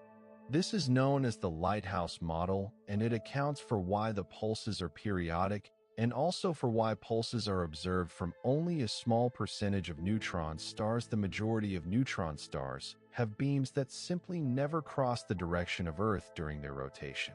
But the nature of the radio emission is more mysterious. The magnetic field around the surface of the neutron star is strong enough to pull charged particles, electrons, and positrons out of the surface. These particles are accelerated along magnetic field lines to ultra-relativistic energies. These particles are accelerated with Lorentz factors of order 10. Its Lorentz factor means its speed differs from the speed of light by only 1 part in 10 to the minus 12. A multitude of processes operate when the accelerated particles produce radiation. Curvature radiation: when particles move along curved magnetic field lines, they emit curvature radiation, which is analogous to synchrotron radiation, which is emitted by particles in accelerators. Inverse Compton scattering is the scattering of low-energy photons to higher energies by collision with high-energy particles. For example, radio photons are upscattered into X-rays or gamma rays. Coherent emission processes, where many particles emit in phase, can generate the extremely bright radio pulses we see. With brightness temperatures, a measure of the intensity of radiation of over 10 to the 30 Kelvin. Such brightness cannot be explained by an incoherent emission from individual particle. They must be derived by a form of coherent emission in which large number of charged particles emit in phase. The coherent emission process has been suggested to be modeled by a handful of hypotheses. The polar cap model takes a different approach, with the emission originating very close to the magnetic poles within a few stellar radii, and where charges are accelerated in gaps. The outer gap model, on the other hand, tethers the emission region outward close to the light cylinder, the radial distance from the rotation axis, where corrotation with the star would imply moving at velocities of light. The slot gap model is a compromise. It locates the emission in a relatively small distance within the polar cap inner side and the light cylinder outer side. Observations of pulse profiles: pulse polarization orientation angle of the E field of radio, rather quoted in the linear polarization, not the total polarization, put some constraints on these models. Constraints on these models, but finite depth of the magnetosphere, bending of the pulsar magnetic field in the rotating frame, and possible multipolar components or plasma distribution along the field lines makes it difficult to prefer any model. The truth may be that individual pulsars radiate by different processes or both at the same time. What has been demonstrated, however, is that pulsars are very effective sources of electromagnetic radiation. A classical pulsar radiates a substantial portion of its spin-down energy through radiation. The Crab pulsar, a particularly young and energetic pulsar with a spin-down luminosity approximately 5 times 10 to the 38 ergs per second, is a good example. For comparison, the Sun has a luminosity of approximately 3.8 times 10 to the 26 watts. The pulsar in the Crab is spinning down at a rate equal to 10 to the 5 times the total output of the Sun. Some of the energy is used to accelerate the pulsar wind, a relativistic flow of particles that permeates the surrounding nebula and stimulates its emission. Some is in electromagnetic waves from radio to gamma rays. The Crab pulsar is observed at all wavelengths from radio to optical X-ray and gamma ray energies, and is therefore one of the best studied astronomical objects. Optical pulses from the Crab pulsar are especially impressive. The pulsar has a magnitude of about 16.5 in the visible, making it far too faint to be seen by the unaided eye, but well within the reach of small telescopes. But this light is not steady. It oscillates at 30 pulses per second, synchronized with the radio pulses, which is about 10% in amplitude. If your detector is fast enough, you can actually see the pulsar flicker on and off. Synchrotron radiation of relativistic particles in the magnetosphere produces optical pulses, which are a direct visual representation of the lighthouse effect. Optical pulses are detectable, which is surprising since thermal radiation from the hot surface usually dominates optical emission from neutron stars, and it does not pulse much. The Crab pulsar's magnetosphere is so energetic that its non-thermal emission dominates the thermal surface emission even at visible wavelengths. There are pulsars, however, which take more intricate forms than simple periodic pulsing. Nulling pulsars turn off at times for anywhere from seconds to hours, and then seemingly at random turn back on. It is still rotating, but for some reason the emission process turns off. Mode-changing pulsars have multiple emission states with distinct pulse shapes, although change between such modes can be as abrupt as within one rotation period. An intermittent pulsar is one that remains off and silent probably for the majority of its active life before turning on and emitting pulses for a duration of hours or days, then turning off again. The physical processes involved in these behaviors are not well understood, but they indicate that the emission process is affected by magnetospheric conditions that can vary over small time scales. Giant pulses are yet another puzzling phenomenon. Most pulses from a pulsar are about the same strength, with perhaps a factor of 2 to 3 variability from pulse to pulse. But some pulsars sporadically send out giant pulses, single pulses that are hundreds or thousands times brighter than normal ones. The crab pulsar also emits giant pulses, arbitrarily reaching energies as high as 10,000 times stronger than typical pulses. These giant pulses are very short, sometimes only nanoseconds, and exhibit astronomical brightness temperatures up to 10 to the 40 degrees Kelvin or even more. The process that gives rise to giant pulses is unknown, but it obviously implies a near instantaneous coherent burst of energy from a very large number of particles. The interpretation of giant pulses may help in the elucidation of the pulsar emission mechanism in general. The population of pulsars is varied and includes young and rapidly rotating pulsars with strong magnetic fields, as well as old and slowly rotating pulsars with weak fields and millisecond pulsars that have been spun up from accretion. Each population probes a different regime of neutron star physics.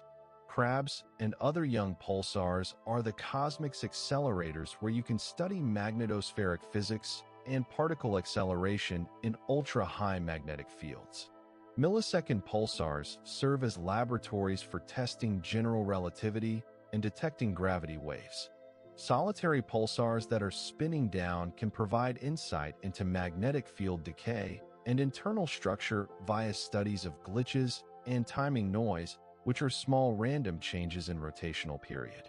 Binary pulsars with companion stars are exquisite tests of gravitational physics, since the orbital motion can be determined to very high precision by measuring the Doppler shifts of the pulse arrival times. The initial binary pulsar PSRB 1913-16 was found in 1974 by Russell Hulse and Joseph Taylor.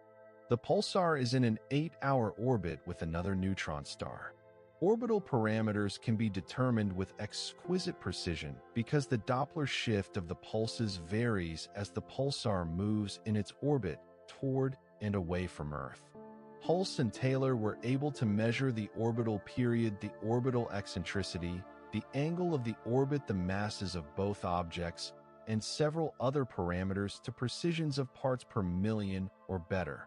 They also tore it when of something astounding. The orbital period is shrinking by about 76 microseconds every year.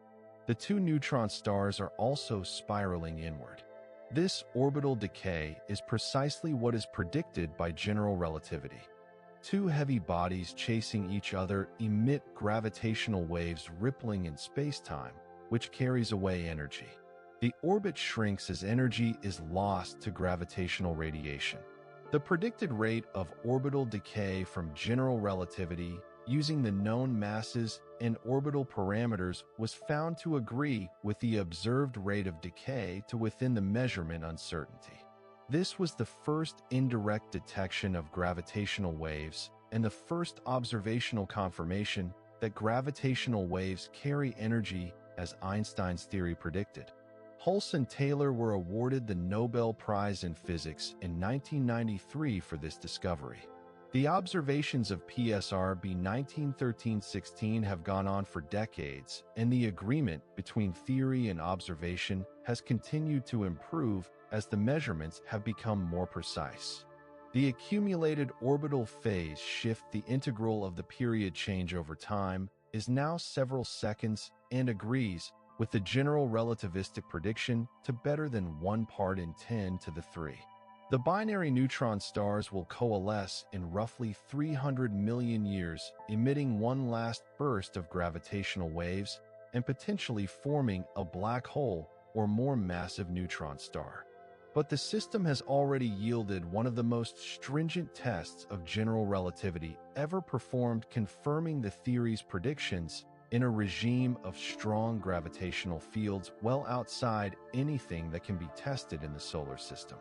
Proceeding to the brightest explosions associated with neutron stars, which can briefly make a single neutron star brighter than whole galaxies. Powered not by nuclear fusion like regular stars, but by matter falling onto the neutron star surface and releasing gravitational energy. When a neutron star lies in a binary system with a regular star, the matter of the companion star can pour onto the neutron star. This material makes up an accretion disk, and as it spirals around and inward, heating up and radiating X-rays. The X-ray luminosity can be as high as 10 to the 38 ergs per second, which is the Eddington limit for a 1.4 solar mass neutron star. The Eddington limit is the largest luminosity a body can have while achieving a steady accretion rate, when the radiation pressure on the infalling matter balances the gravitational force, stopping it accreting further. At the Eddington limit, a neutron star is radiating in X-rays at over 100,000 times the total luminosity of the Sun in all wavelengths. But this steady accretion X-ray emission is merely the tip of the iceberg. Relevant is that as matter collects on the neutron star surface, it accumulates a layer of hydrogen and helium, the matter falling from the companion star. This film is pushed down by the strong gravity on the star's surface to densities and temperatures not attainable in any ordinary star. The surface gravity of a neutron star is of the order of 2 times 10 to the 14 centimeters per second squared, which is 200 billion times that of Earth's surface gravity. For this extreme compression, the infalling material is heated to tens of millions of degrees Kelvin. That would normally trigger nuclear fusion, but the energy released by fusion is advected away by the intense gravitational field and emitted by neutrinos, so there is no runaway reaction. The layer thickens and densifies as it builds up until it passes some threshold of stability. When the temperature and density are sufficiently high, nuclear fusion begins explosively in the whole layer in a so-called Type 1 X-ray burst. Type 1 X-ray bursts are thermonuclear explosions on the surface of a neutron star. The accumulated hydrogen and helium burn rapidly to heavier elements, giving off roughly 6 times 10 to the 39 ergs of energy in a matter of seconds to tens of seconds. The surface of the neutron star brightens briefly by a factor of about 100 in X-rays more than it was before the burst. If the neutron star was already near the Eddington limit due to steady accretion prior to the burst luminosity can be super Eddington, such that material is driven from the surface and a fleeting wind forms. Bursts are recurring events with recurrence times of hours to days that depend on the accretion rate. Because the critical layer thickness is reached so quickly, bursts from high accretion rate neutron stars occur every few hours. Type 1 bursts from neutron stars accreting at low rates may have bursts only every few days to weeks. Dozens of neutron stars and tens of thousands of bursts of Type 1 X-ray have been detected, mainly in globular clusters and in the galactic bulge where binaries are prevalent. They have a predictable pattern. There is a rise in X-ray intensity on the timescale of a few seconds as fusion is ignited and spreads all over the surface of the star, followed by a peak that lasts several seconds in which the luminosity reaches its maximum, after which the intensity fades away gradually on timescale of a few tens to a few hundreds of seconds as the surface cools and the emission decays. By observing the rise time, peak luminosity, and decay time, scientists can determine some properties of neutron star, such as its mass, radius, and distance.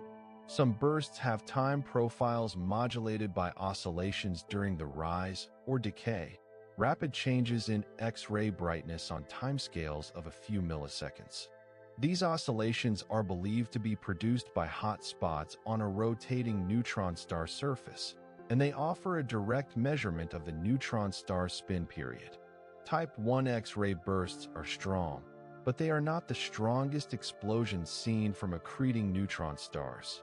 That title is held by superbursts, infrequent occurrences that are about 1,000 times more powerful and last 1,000 times longer than normal bursts. A superburst emits about 10 to the 42 ergs of energy in a matter of hours. In a superburst, the neutron star is the brightest source in the X-ray sky, more luminous in X-rays than anything but the Sun, as viewed from the Earth, despite the fact that it resides thousands of light years away. Superbursts are believed to result from the unstable burning of carbon deep in the ball of accumulated matter beneath the layer of hydrogen and helium, which are the sources of ordinary bursts. As matter is piled up for many years accreting and being repeatedly burned in normal bursts of hydrogen and helium, the ashes are largely composed of carbon and oxygen. The ashes of that burning settle further down. At such depths, the pressure and temperature become sufficient to ignite carbon fusion. Once ignited, carbon burns explosively, depositing energy in the material above it and driving a wave of nuclear burning outwards through the star. The energy release is enormous, because carbon burning gives more energy per nucleon than hydrogen or helium burning, and because the fuel mass involved in a superburst is roughly 1,000 times larger than the fuel mass involved in a normal burst. Only about 24 superbursts have been observed, and they seem to arise from the same neutron stars that show ordinary Type 1 bursts, but possess far longer recurrence times. Ordinary bursts might come from a neutron star every few hours for years, and then it suddenly produces a superburst, then goes on for another few years producing ordinary bursts before the next superburst. The recurrence interval for superbursts appears to be on a scale of years to decades, significantly longer than the interval of hours to days for normal bursts. This long recurrence time is rather natural if superbursts are driven by carbon, accumulated over many years of accretion, but both the details of how ignition is triggered and how the burning propagates are as yet not fully understood. Even more violent are phenomena associated with magnetars. Magnetars, as we have seen, have magnetic fields of about 10 to the 15 Gauss, and these fields contain huge amounts of energy. When the magnetic field experiences a sudden realignment, the energy is emitted as X-rays and gamma rays. Magnetar flares can be grouped into short bursts and giant flares. Short bursts are relatively frequent, occurring at a rate of a few per days to a few per weeks from active magnetars. Each burst snatches some 10 to the 39 to 10 to the 41 ergs in a fraction of a second. These bursts are believed to be instigated by small fractures in the crust of a neutron star that permit magnetic field lines to reconnect and release energy. Giant flares are much less common, but much more energetic. They are one of 3 observed in modern times. The first was detected on the March 5, 1979, from SGR 052666 in the Large Magellanic Cloud, a satellite galaxy of the Milky Way about 160,000 light-years away. The flare liberates around 10 to the 44 ergs in less than 1 second, its peak luminosity being larger than 10 to the 45 ergs per second. During that fleeting moment, SGR 052666 was the brightest object in the sky aside from the Sun, and was seen in gamma rays despite being in another galaxy. It spewed out a gamma ray pulse so strong that it ionized the upper layers of Earth's atmosphere, interfering with radios for a few minutes. A second giant flare was observed on August 27, 1998 from SGR 1900+14, at a distance of 20,000 light-years. This flare emitted approximately 10 to the 44 ergs in a shape similar to the first, a short, intense spike followed by a longer tail of emission, with oscillations. The third and strongest giant flare took place on December 27, 2004, from SGR 180620, approximately 50,000 light-years distant. It emitted about 10 to the 46 ergs in its initial spike, briefly overpowering the full moon in gamma rays and saturating detectors on satellites across the solar system. The giant flare initial spike only lasts for a few tenths of a second, but is succeeded by a pulsating tail modulated at the rotational period of the neutron star for minutes. The oscillations in the tail have periods of tens to hundreds of milliseconds and are interpreted as seismic vibrations of the neutron star crust, induced by the abrupt reconfiguration of the magnetic field. From the frequencies of these oscillations, the astronomers learn about the inner structure of the neutron star, in a way similar to how seismologists use earthquake waves to study the Earth's interior. The frequencies of the modes of oscillation are related to the shear modulus and density of the crust, and hence they can be used to place constraints on the equation of state of dense matter. Furthermore, some oscillations may be fundamental modes of the entire star, including motions of the core along with the crust, potentially providing a unique view into the deep interior of neutron stars, a subject that is very difficult to probe, even indirectly, through observations. Giant flares are cataclysmic events that emit in less than a second a comparable amount of energy to the energy output of the Sun in well over 100,000 years. A giant flare from a magnetar at a distance of 10 light-years would create a gamma-ray flux 1 million times larger than the flux experienced from the 2004 event. That would be sufficient to trigger a mass extinction by obliterating the ozone shield and bathing the ground in fatal ultraviolet and gamma rays. There is no magnetar even remotely close to such a danger, but the very existence of giant flares poses some intriguing questions about the place of neutron stars in galactic ecology. Is it possible that a magnetar flare nearby caused a few of our planet's prehistoric extinctions? The geological record does not currently indicate evidence of such an event, but then again, nothing can be completely ruled out. Apart from flares caused by magnetic field rearrangement, there are several magnetars that showed long-term evolution of persistent X-ray emission. This emission is believed to be due to the slow decay of the magnetic field, which heats the crust via currents induced by the evolving field. As the field evolves via Hall drift, a process wherein magnetic field lines are advected by electron currents in the crust, energy is converted to heat. This radiation heats the magnetar to a temperature at its surface of tens of millions of degrees Kelvin, much hotter than an isolated neutron star at that age would be in the absence of the magnetic heating. As magnetic field decays and heating rate declines, the magnetar cools. The magnetar eventually becomes an ordinary isolated neutron star, and only weak thermal X-rays are emitted. This evolutionary path leads to explanation of why the magnetars are so uncommon. They are nothing more than a short-lived stage in the life of neutron stars that have particularly intense magnetic fields, and a still active magnetar will dim down into the swarm of aging, faint neutron stars within only a few tens of thousands of years. The extreme brightness reached in X-ray bursts, superbursts, and magnetar flares makes neutron stars among the most luminous objects in the universe in high-energy radiation.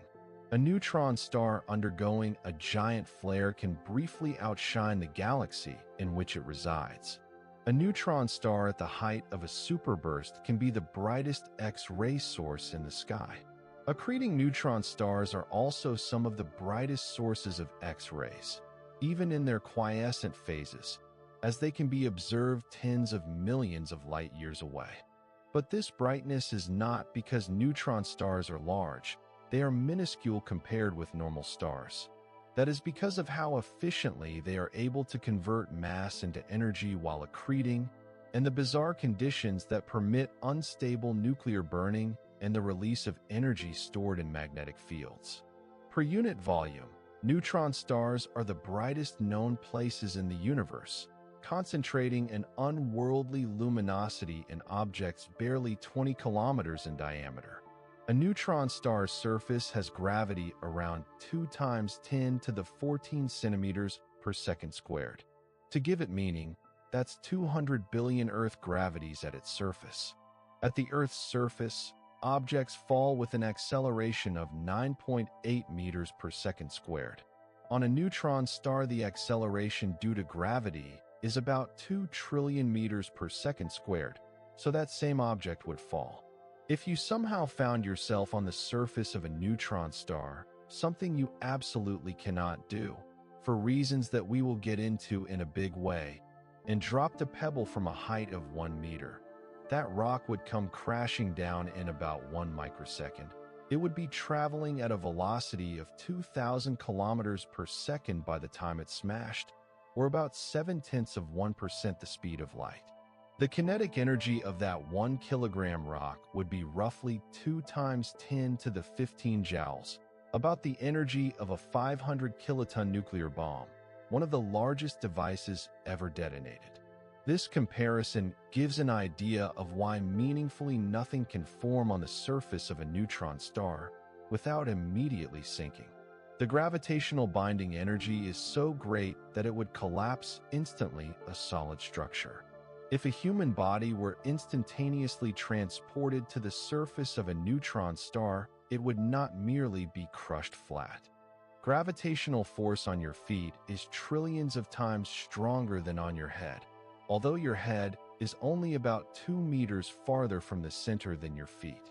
This tidal force, difference of gravitational pull across your body, would tear you apart into a thin stream of atoms, a process with a very colorful name of spaghettification.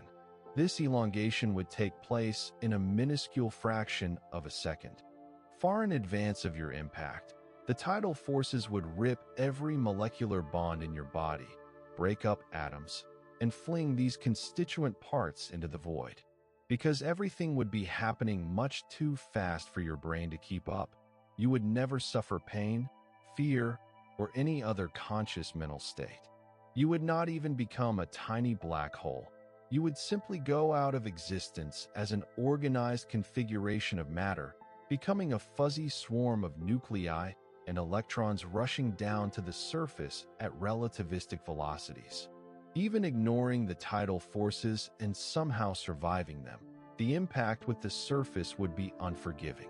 You would be falling 1,000 kilometers per second from a mere kilometer above the surface, 15% of the speed of light. The kinetic energy of a 70-kilogram human-sized object at this speed would be about 7 times 10 to the 17 joules, or the energy equivalent to a 150 megaton blast, 3,000 times the energy of the Hiroshima bomb. Your body would not bounce or splat. It would vaporize, forming a plasma fireball that would merge with the surface material. That energy release would temporarily produce a hot spot on the neutron star surface at more than 1 billion degrees Kelvin, radiating a burst of X-rays that can be seen across the galaxy until the hot spot is cooled by the surrounding material via thermal conduction on a timescale of milliseconds. Also, the strong surface gravity warps the geometry of spacetime surrounding the neutron star. Mass curves spacetime, according to general relativity, and in strong gravitational fields this curvature becomes quite intense. It is one of several such effects produced by spacetime curvature near a neutron star that can be observed. Things like photons emitted from the surface are gravitationally redshifted. Their wavelength is physically stretched and their energy reduced by the time they reach a distant observer. The redshift parameter depends on the mass and radius of the neutron star. Consider a typical neutron star with a mass of 1.4 solar mass and a radius of 10 kilometers.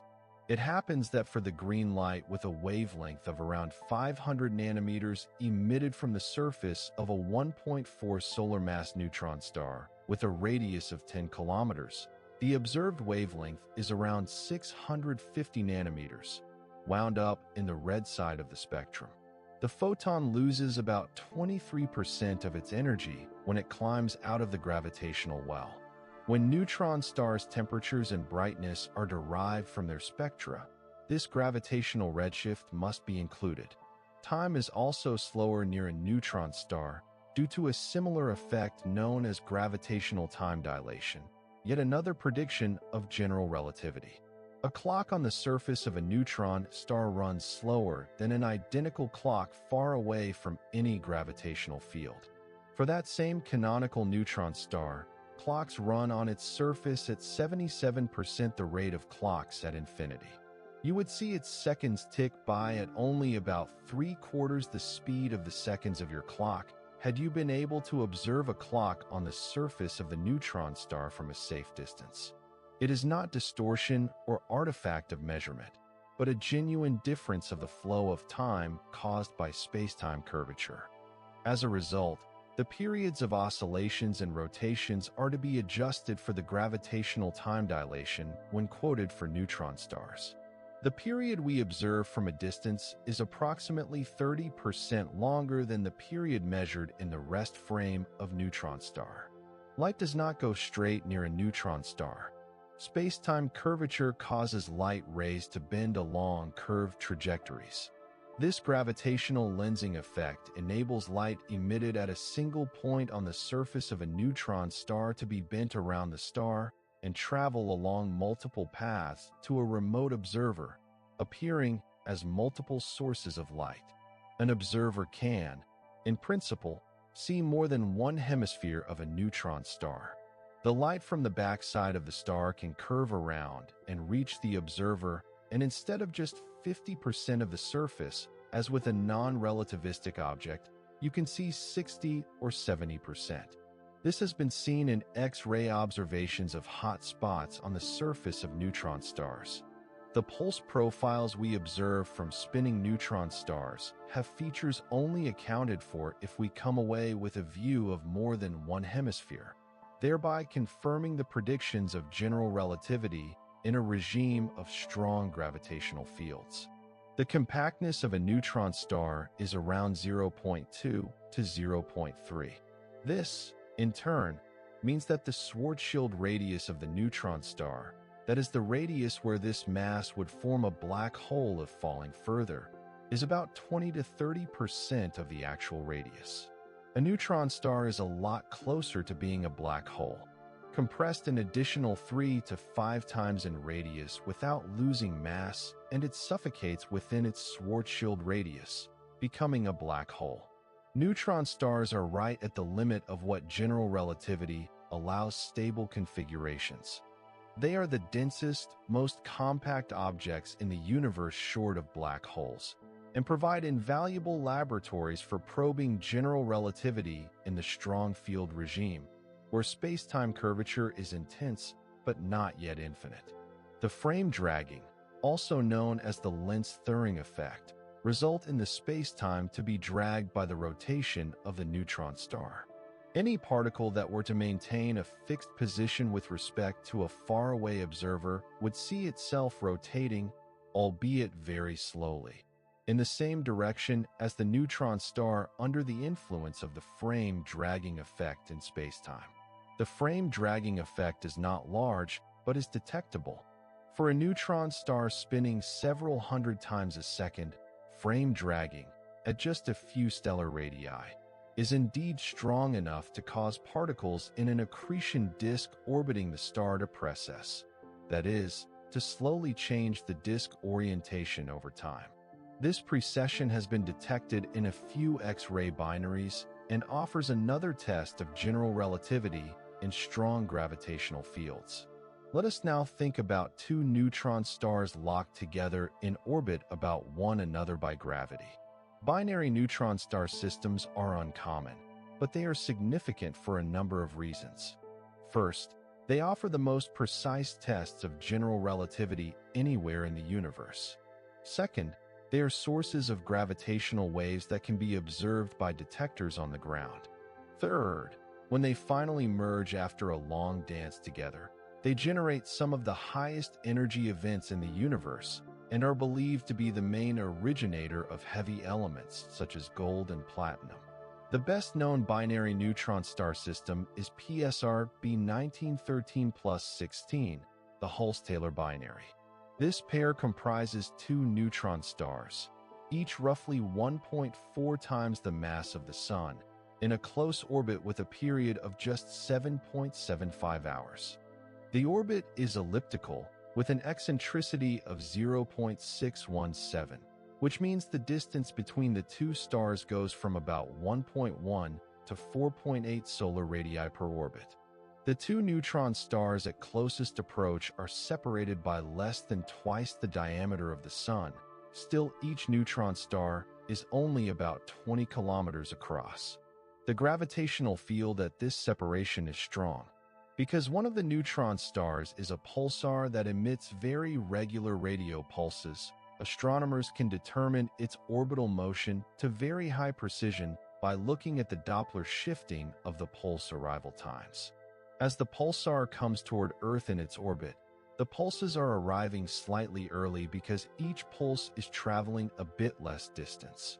When the pulsar recedes from the Earth, the pulses arrive a little late.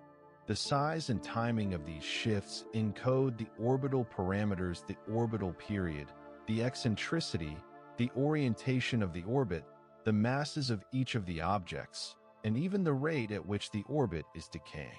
Decades of observations have determined these parameters to precisions of parts per million or better. The masses of the two neutron stars are 1.438 and 1.390 solar masses, respectively, and the orbital eccentricity can be determined to a precision of high degrees. The orbital period is 7.752 hours, known to about 1 part in 10 billion. Such accuracy is attainable since pulsar timing can determine pulse arrival times to the accuracy of microseconds, and because the observations span over 40 years, resulting in millions of pulse arrival times. The major result from PSR B1913 plus 16 is that the orbit is shrinking. The two neutron stars are spiraling inward at precisely the rate general relativity predicts for two massive bodies radiating gravitational waves. Einstein's theory says that every accelerating mass generates ripples in space-time that spread outward at the speed of light, taking energy with them from the system. In the case of two neutron stars closely sharing an orbit, the orbital motion, which is a continuous acceleration toward its center of mass, also radiates gravitational waves. From general relativity, the power emitted in gravitational waves can be determined if the masses and orbit parameters are known. For the Hulse-Taylor binary, the predicted power is about 7.35 times 10 to the 31 watts, or 2 times 10 to the 24 joules per second. This energy is taken from the orbital energy of the system. As energy is lost due to radiation, the orbit shrinks, the stars spiral in towards each other, and the orbital period diminishes. The expected orbital period decrease rate is roughly 76.5 microseconds per year. The measured rate, determined from the total shift in pulse arrival times over 4 decades, is 76.5 plus or minus 0.6 microseconds per year. The agreement is exact within the errors. This is one of the most precisely verified predictions of general relativity ever made. It shows that gravitational waves exist, that they carry energy, as Einstein predicted, and that, even if you cannot detect them directly, you can detect them indirectly by watching how they influence the orbital motions of massive objects. Hulse and Taylor were awarded the 1993 Nobel Prize in Physics for this discovery, which gave the first evidence for gravitational waves almost 2 decades before they were detected directly by LIGO. The two neutron stars in PSR B1913 plus 16 will keep spiraling inward, accelerating as their orbit tightens and the gravitational wave emission strengthens. The orbital period will shorten from the current 7.75 hours to maybe several minutes at the end of the coalescence. The two neutron stars will coalesce in about 300 million years, according to the present rate of orbital decay. Prior to merging, orbital velocity will reach a substantial fraction of the speed of light. In a burst, emissions of gravitational waves become so strong that power radiated out in waves is higher than the total electromagnetic luminosity of all the stars in the visible universe together. The frequency of the gravitational waves will upwardly chirp from tens of hertz to the order of 1 kilohertz as the orbit decays. Earth detectors, if they still exist 300 million years hence, will be able to directly detect the gravitational waves as they watch the orbit shrink and the two neutron stars merge. But we do not have to wait 300 million years to see a binary neutron star merger.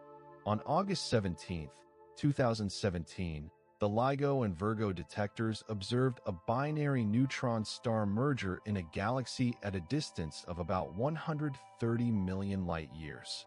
The GW 170817 event was the first binary neutron star merger to be observed through gravitational waves and the first gravitational wave event to have an electromagnetic counterpart. The merger was seen at all wavelengths of the electromagnetic spectrum, from gamma rays to radio waves, opening the door to multi-messenger astronomy, where the same event is observed using gravitational waves and light. The gravitational wave signal from GW 170817 had a duration of approximately 100 seconds. It started at the frequency of about 30 Hz, corresponding to the orbital period of approximately 30 milliseconds, with the two neutron stars at a distance of about 350 kilometers. During the next 100 seconds, the orbit shrank and its frequency increased. So did the amplitude of the gravitational waves when two neutron stars spiraled in. It swept up through frequencies of hundreds of hertz to about 1,000 hertz just prior to the signal suddenly going silent when the two neutron stars merged. From the gravitational wave signal, the astronomers obtained estimates of the masses of the two neutron stars, about 1.46 and 1.27 times the mass of the Sun, the distance to the merger, about 130 million light-years, and a rough location in the sky. Roughly 1.7 seconds after the end of the gravitational wave signal, Fermi Gamma Ray Space Telescope observed a short gamma ray burst from that location. Short gamma ray bursts are bursts of gamma rays that last for less than 2 seconds. They have been seen for decades, but nobody knew where they came from. GW 170817 confirmed that some short gamma ray bursts are created by neutron star mergers. The gamma ray burst emitted approximately 10 to the 46th power ergs in gamma rays in a span of about 2 seconds and was one of the most brilliant phenomena in the gamma ray sky over that short span. That those gamma rays were produced by a relativistic jet of material blasted out along the rotation axis of the merged object, but how neutron star mergers create jets is still being figured out.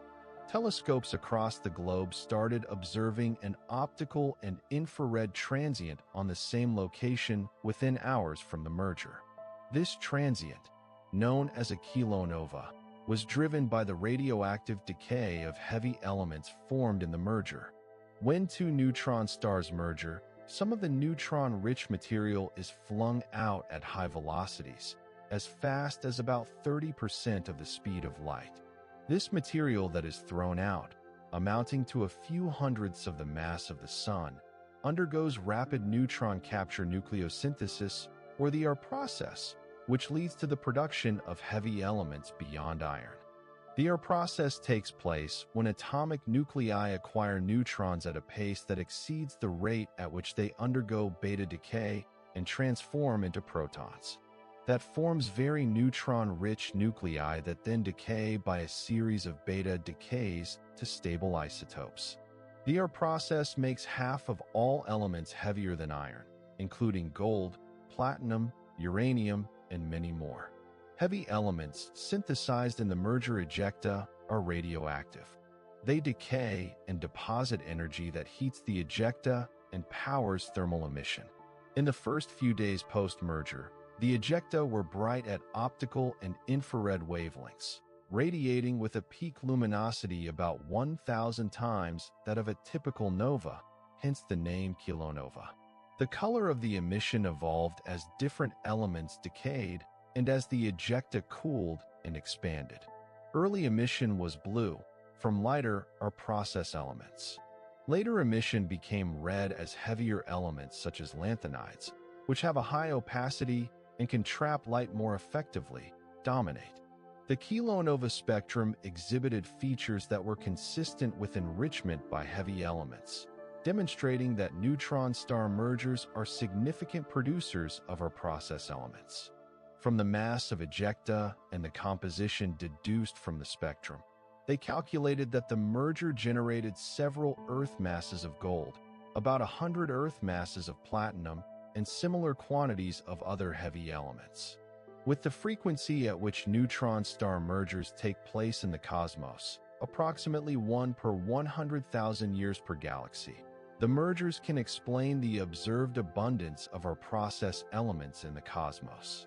Pretty much, every atom of gold you ever held in your life was born in a neutron star merger billions of years ago. Your wedding ring, if it has any gold in it, was made from matter that was forged in the collision of two neutron stars in some far-flung galaxy long before the Sun came into being. The fate of the remnant in GW 170817 remains unknown. The total mass of the two neutron stars was around 2.7 solar masses, which is near the maximum mass a neutron star can have. They could have coalesced into an enormous neutron star that survived, or they may have merged into a black hole, either directly or after a short interval of spinning. The gravitational wave signal ended abruptly at merger, so there was no information on the subsequent evolution. The gamma-ray burst implies that at least temporarily there was a massive rotating object with a magnetic field and capable of launching a jet. But whether that was a hypermassive neutron star that collapsed to a black hole seconds later, or a black hole with an accretion disk, is still under debate. The coalescence of two neutron stars ranks as one of the most energetic phenomena in the cosmos. The energy emitted as gravitational waves during the last moments of inspiral is a few times 10 to the 53 ergs, which corresponds to a few percent of the rest mass energy of the dual neutron stars. For comparison, about 10 to the 51 ergs is released in a supernova. Although a neutron star collision outputs 100 times more energy than a supernova, most of this energy is emitted via gravitational waves, not electromagnetic radiation. The immediate gravitational wave luminosity, which is attained in the last milliseconds before the merger, is 10 to the 56 ergs per second, surpassing briefly the total electromagnetic luminance from all of the stars in the observable universe. During that brief instant, the coalescing neutron stars become the most energetic objects in the universe. Yet virtually all of that energy is invisible and detectable only by gravitational wave observatories, not by traditional telescopes. GW 170817 and its electromagnetic counterparts ushered in a new age of astronomy. For the first time, we can investigate the same cosmic event with two messengers, gravitational waves, which carry information about the masses and dynamics of the inspiraling objects, and electromagnetic waves, which carry information about the ejected mass, the energy release mechanisms, and the nucleosynthesis.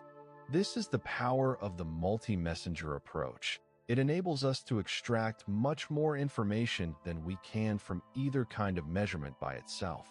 We had gravitational waves that told us the masses, the orbital evolution. We had gamma rays showing us relativistic jet production. Optical and infrared light revealed our process nucleosynthesis. X-rays and radio waves were observed days to weeks after the merger and were used to study the ejecta's interaction with the interstellar medium. Each messenger revealed a different aspect, and together they gave a full picture of one of the most violent events nature can generate. Now we descend into the deep interior of neutron stars to investigate exotic matter at forms that may be present there. We have reviewed the outer crust, containing iron nuclei and electrons, the inner crust, containing neutron-rich nuclei and free neutrons, and the outer core, containing superfluid neutron and superconducting protons.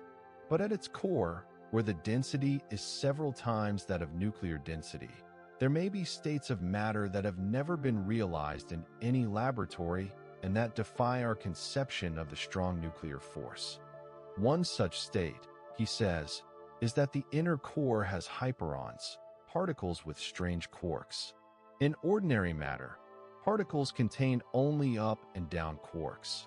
2 up quarks and 1 down quark make up a proton. 1 up quark and 2 down quarks make up a neutron. But at high densities, it may be energetically favorable to swap out some of the up or down quarks for strange quarks, forming hyperons. The lightest hyperon, the lambda particle, is made up of 1 up, 1 down, and 1 strange quark. It is about 14% heavier than the neutron mass.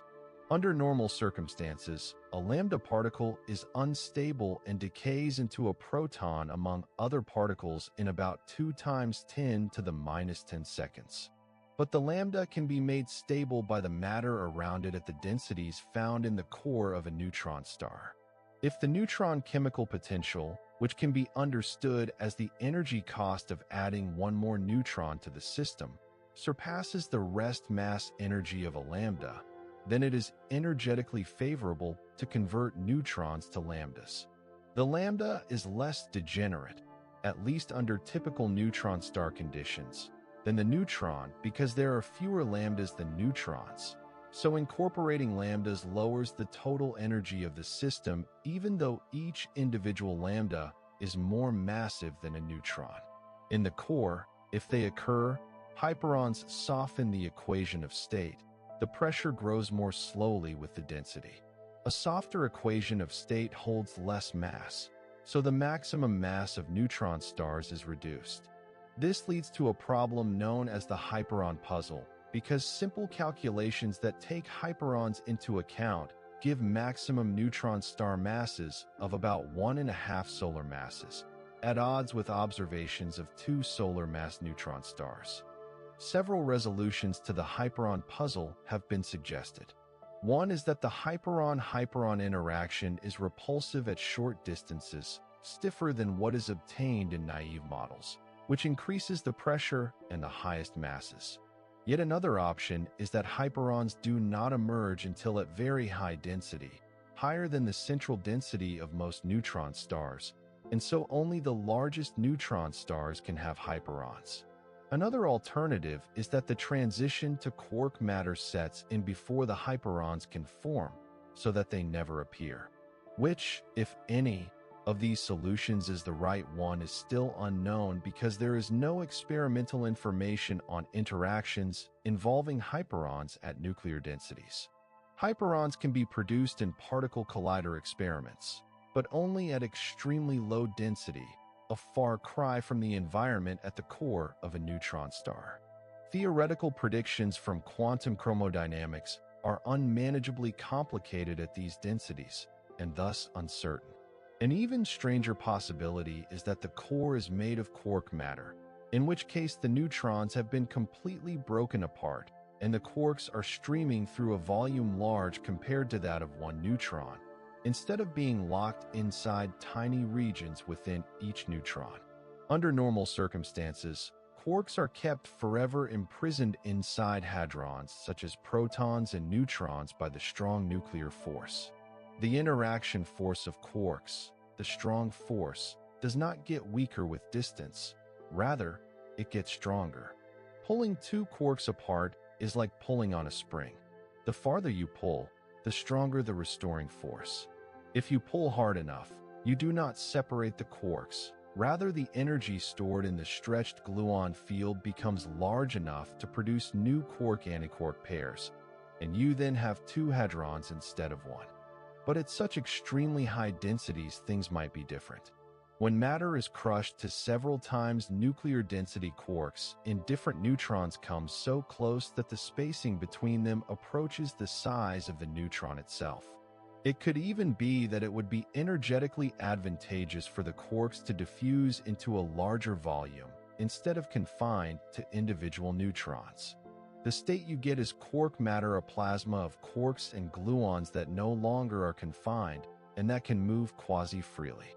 If there is quark matter in neutron stars, it will probably be at the very center of the star where the densities are the highest. The nuclear to quark matter transition could be a strong first-order phase transition akin to the freezing of water, or it could be a relatively weak crossover. In the case of a strong first-order transition, one might have a mixed phase region in which nuclear matter and quark matter coexist in different geometric forms, which could also be termed as more exotic pasta phases at the quark level.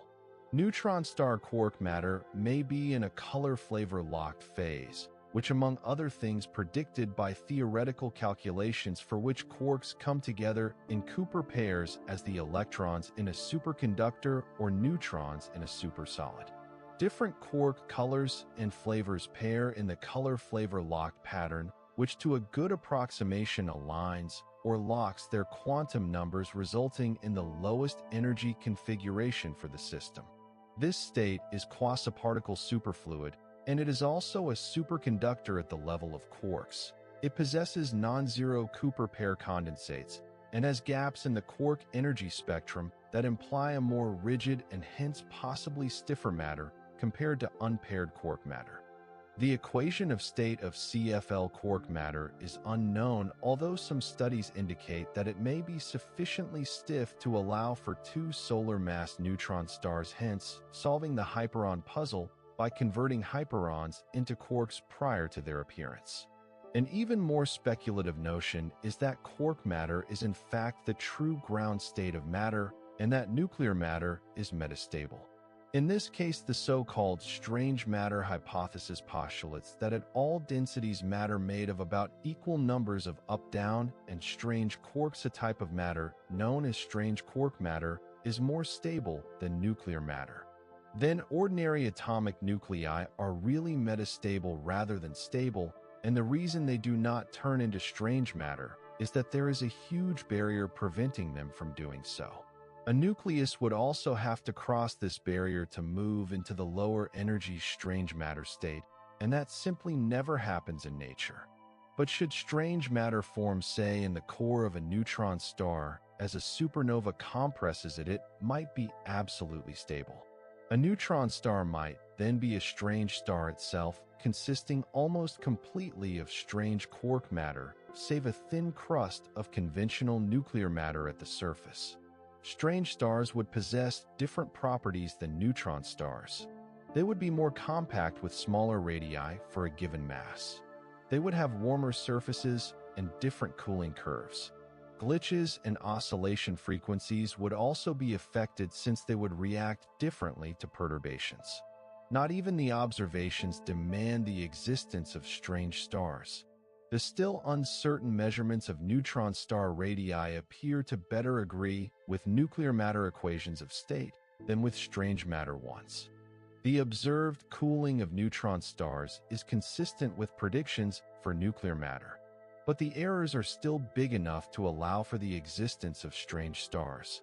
Some astrophysicists are still searching for signatures that could differentiate strange stars from neutron stars, such as particular spectral lines or atypical mass-radius relationships.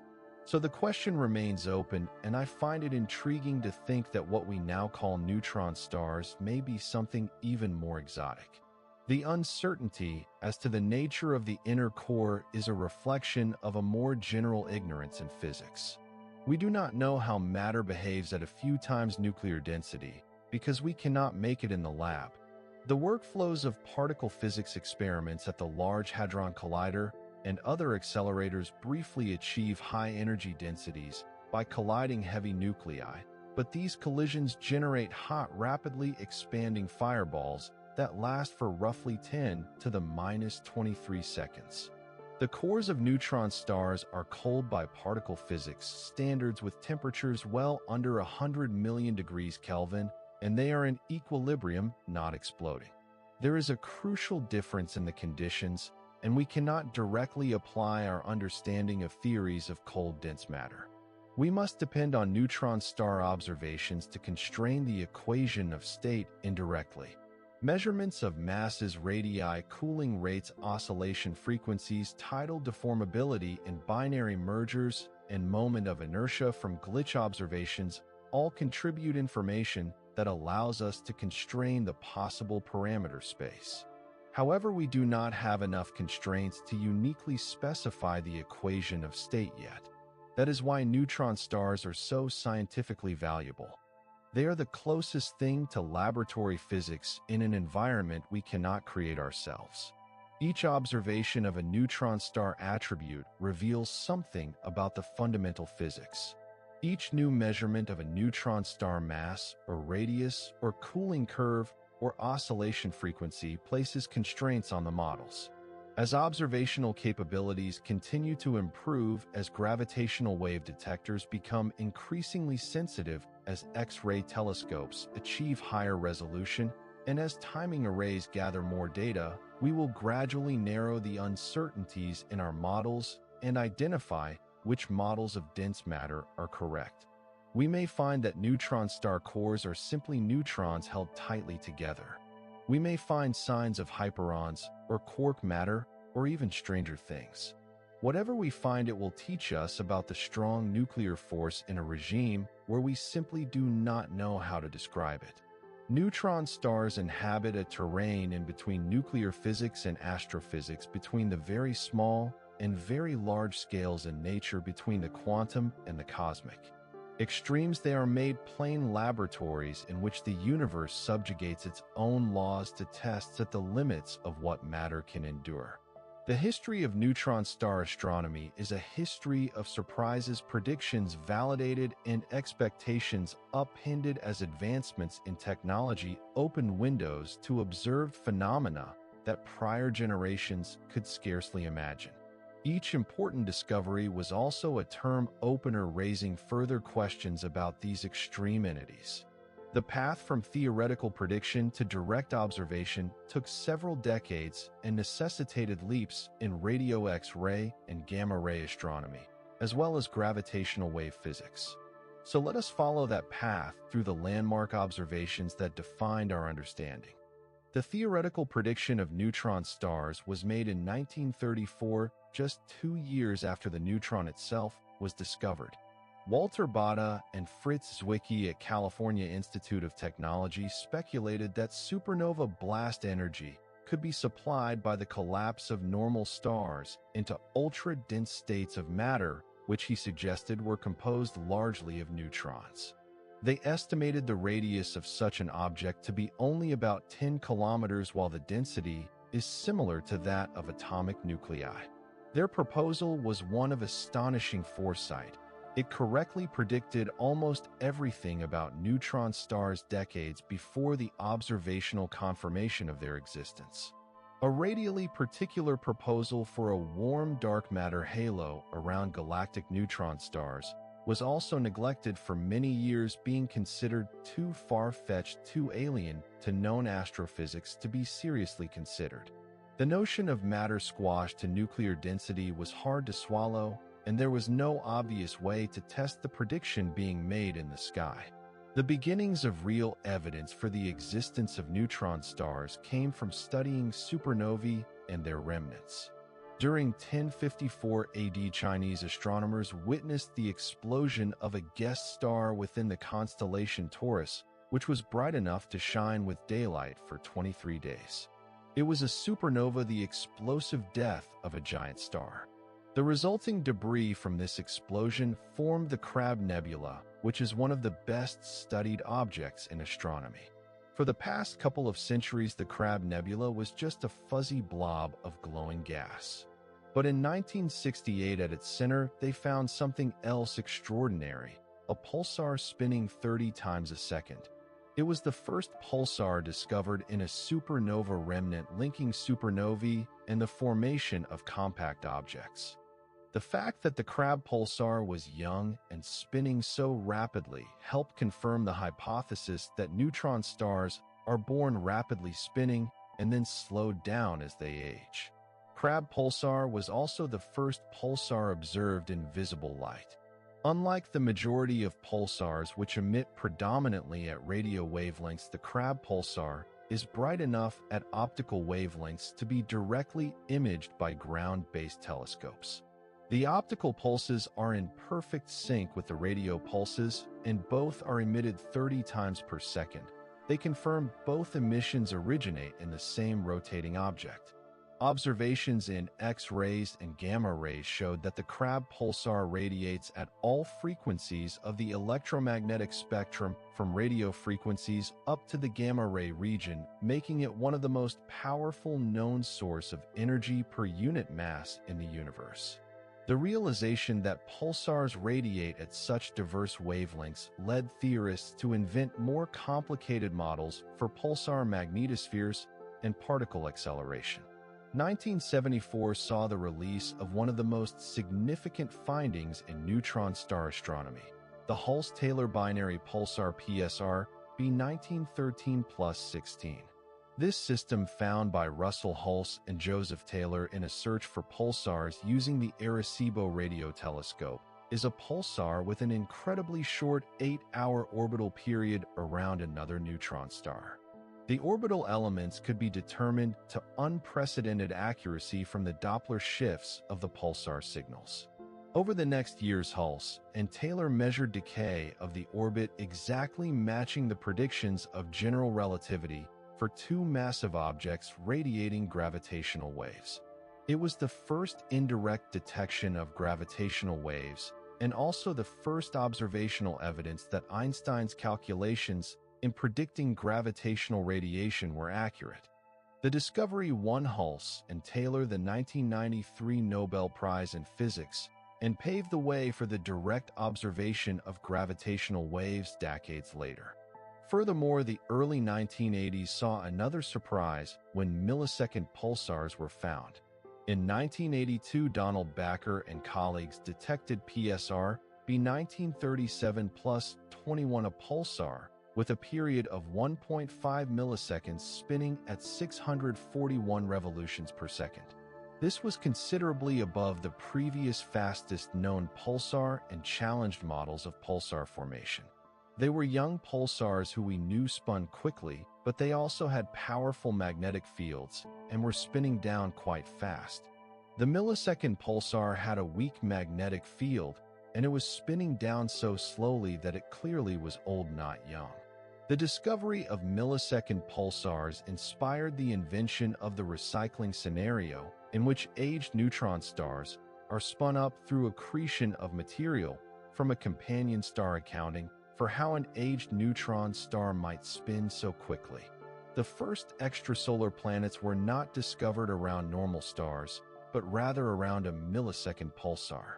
In 1992, Alexander Woolsey and Dale Frail reported the discovery of two planets orbiting PSR B1257+12, a millisecond pulsar at a distance of approximately 980 light-years from the Earth. The planets were identified as tiny changes in pulse arrival times induced by the pulsar's motion about the center of mass of the system. It was a stunning discovery because pulsar planets were not expected. The planets presumably formed from a debris disk resulting from the destruction of the pulsar's companion star in the recycling process, but their existence demonstrated that planets can develop in environments much more extreme than previously thought. These pulsar planets are unlikely to be habitable. They receive a steady blast of lethal radiation from the pulsar. These pulsar planets are unlikely to be habitable. They receive a steady blast of lethal radiation from the pulsar, but their discovery confirmed that planet formation is a relatively robust process that can take place even after a star's death. Late 90s seen a new class of neutron star magnetars. In 1998, Krisa Kaviliatou and colleagues confirmed SGR 180620 as a magnetar, a type of neutron star, with an extremely high magnetic field on the order of 10 to the 15 Gauss, validating the theoretical prediction that neutron stars could possess magnetic fields thousands of times stronger than those of regular pulsars. The determination was made through measurements of the star's spin down and the energy of its X-ray bursts, which suggested a magnetic field strength orders of magnitude greater than any ever measured. The existence of magnetars explained the former mystery of soft gamma repeaters, which are particular neutron stars that produce repeated bursts of soft gamma rays caused by starquakes and magnetic field reconfigurations. Magnetars are at the far end of the neutron star spectrum, where the magnetic field is more energetic than any other energy term. The first double pulsar PSR J07373039, where both neutron stars in the binary are observed as pulsars, was discovered in the year 2003. This system, discovered by an international team led by Marta Bergeri, is extraordinary, as we can listen to radio pulses from both objects. The properties of the two pulsars are very dissimilar. Pulsar A has a period of 23 milliseconds and is observed for most of each orbit. Pulsar B has a 2.8-second period and is only visible in bursts during segments of its orbit when its radio beam is pointing toward Earth. Double pulsars provide the most stringent tests of general relativity ever realized. Double pulsars provide the most stringent tests of general relativity ever realized because the orbital parameters are independently measurable from each object, which enables an unprecedented precision and number of relativistic effects to be tested. Among the relativistic effects that have been observed are gravitational redshift time dilation, Shapiro delay, in which radio pulses are delayed as they pass near the companion, and orbital precession. All general relativity predictions have been verified to better than 1 part in 1,000. The August 2017 detection of gravitational waves from the binary neutron star merger GW 170817 heralded the birth of multi-messenger astronomy with gravitational waves. For the first time, the same event in the cosmos was observed both with gravitational waves and light of all frequencies, from gamma rays to radio waves, that is, across the entire electromagnetic spectrum.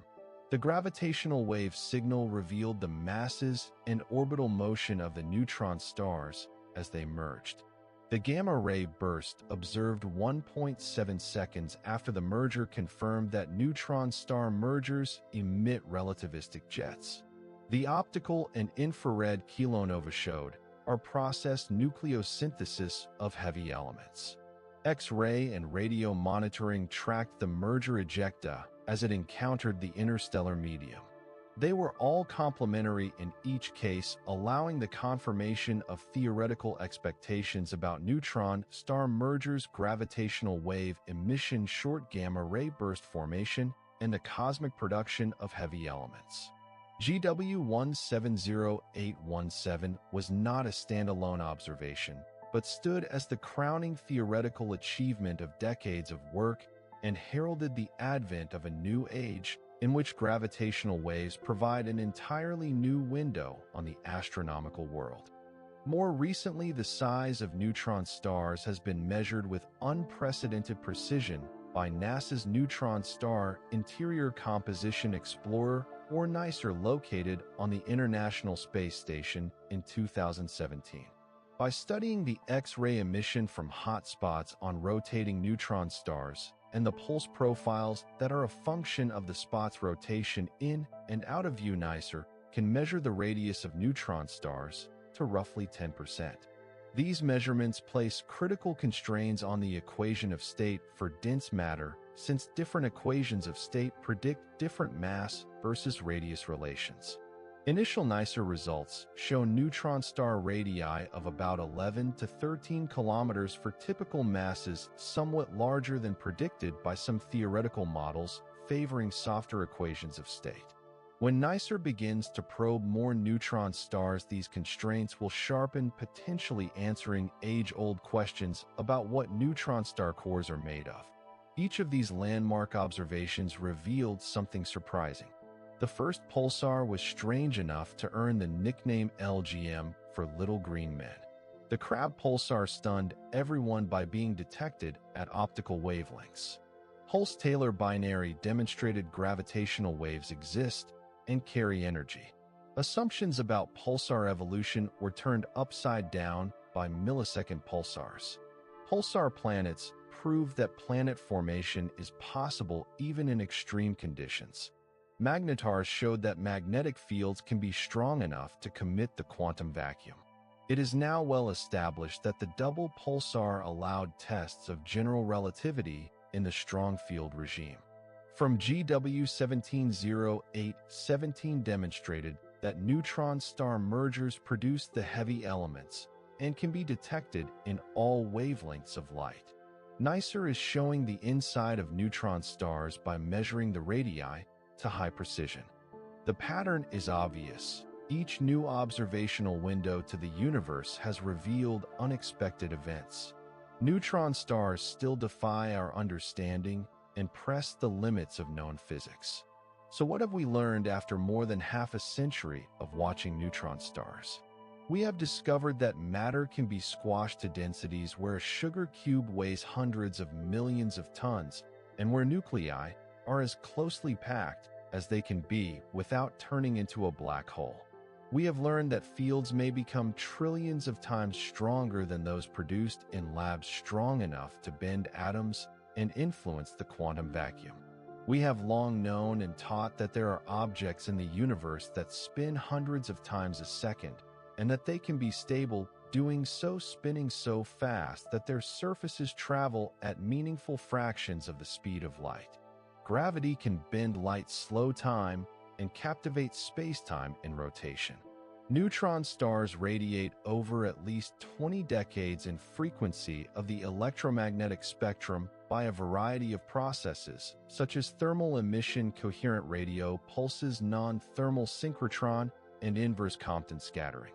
We have found that neutron stars are not stationary objects, but instead engage in complex interactions with companion stars and other neutron stars. Companion material may spin neutron stars up to millisecond periods and cause dramatic thermonuclear outbursts on their surfaces. They lose orbital energy by emitting gravitational waves, and the two bodies spiral and then merge. This is the generic behavior of a neutron star binary. When neutron stars collide, they generate some of the brightest phenomena in the cosmos and emit more energy in the form of gravitational waves than all the stars in the universe emit in light. They create heavy elements in the ejecta and potentially produce black holes from the remnant. It is often said, and we have seen it in this work, that neutron stars are physics laboratories for regimes to which we have no other access. The equation of state of matter at a few times nuclear density cannot be reliably calculated from theory using current methods, nor can it be measured in terrestrial laboratories. Neutron star observations provide the only bounds. The glitch activity and timing noise of pulsars allow us to learn about the superfluid vortices and superconducting flux tubes at densities well beyond those attainable on Earth. Magnetar observations allow us to investigate the behavior of matter in magnetic fields billions of times stronger than those produced in laboratory. General relativity's predictions in strong gravitational fields can be tested via binary pulsars and gravitational wave observations of mergers. But after all we have learned, there remain deep mysteries. We do not know the equation of state for matter above about twice nuclear density, so we do not know if the cores of the most massive neutron stars have hyperons or quark matter or something even stranger. We do not know how high the mass of a neutron star can be before it crumbles into a black hole thought to be between 2 and 3 solar masses, but what exactly that is depends on the unknown equation of state. Despite many years of theoretical efforts and high-quality observations, we are still far from understanding the process that generates coherent radio emission from pulsars. We do not know whether strange quark matter is the ground state of matter and neutron stars are really strange stars. We do not know how the magnetic field of the magnetar is formed and how it evolves. We do not know if the pasta phases that are predicted to be in the inner crust really form or what their exact properties are. These are not idle questions.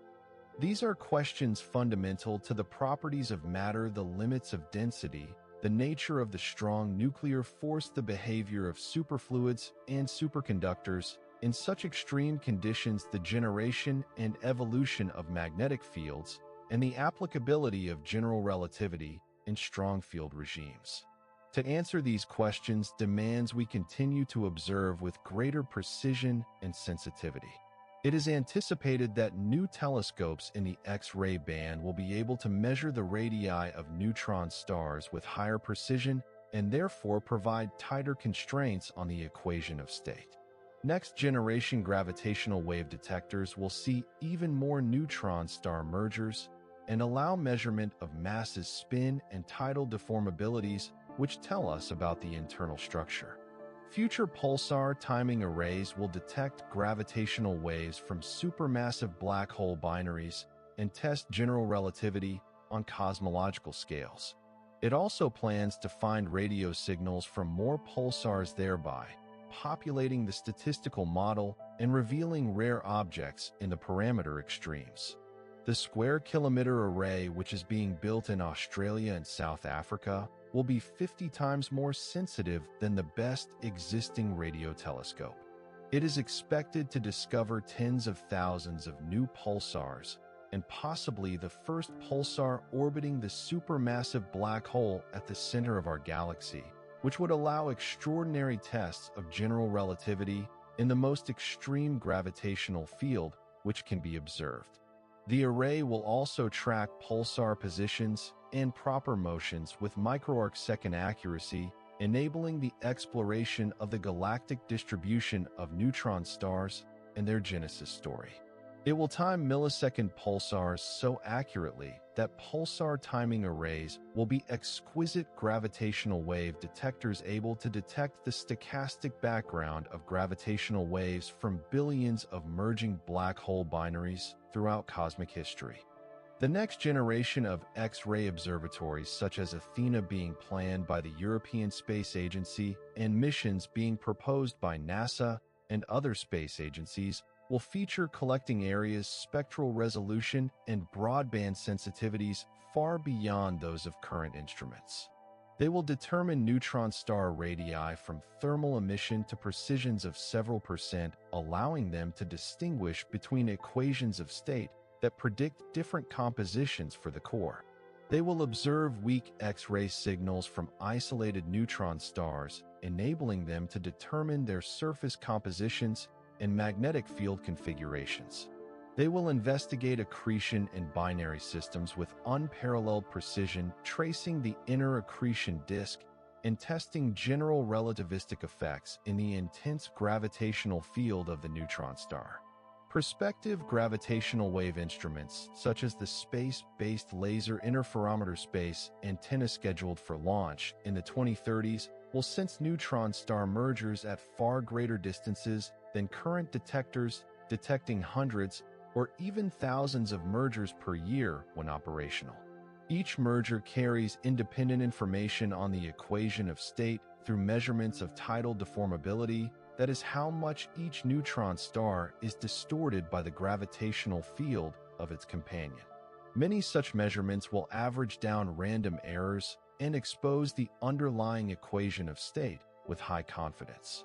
Those future detectors will be able to sample post-merger signals, the gravitational wave emitted from the merged remnant as it pulsates, collapses to a black hole, or relaxes to a stable state.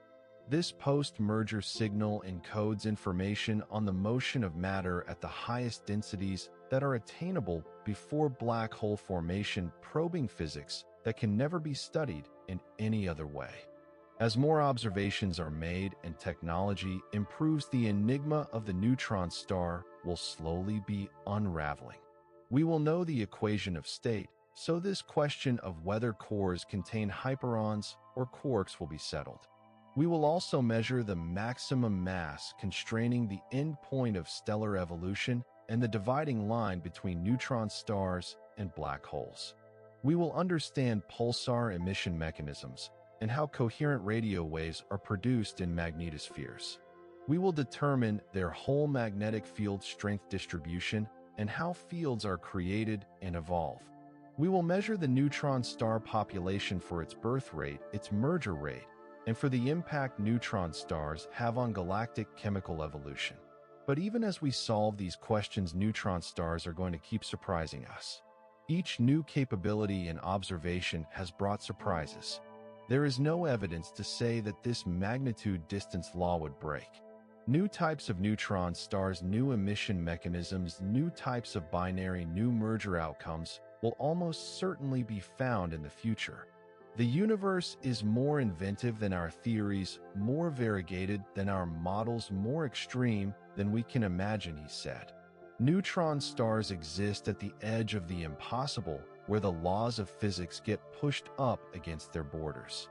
They are natural laboratories in which to study matter, energy, and space-time under conditions that we can barely describe mathematically, much less create physically.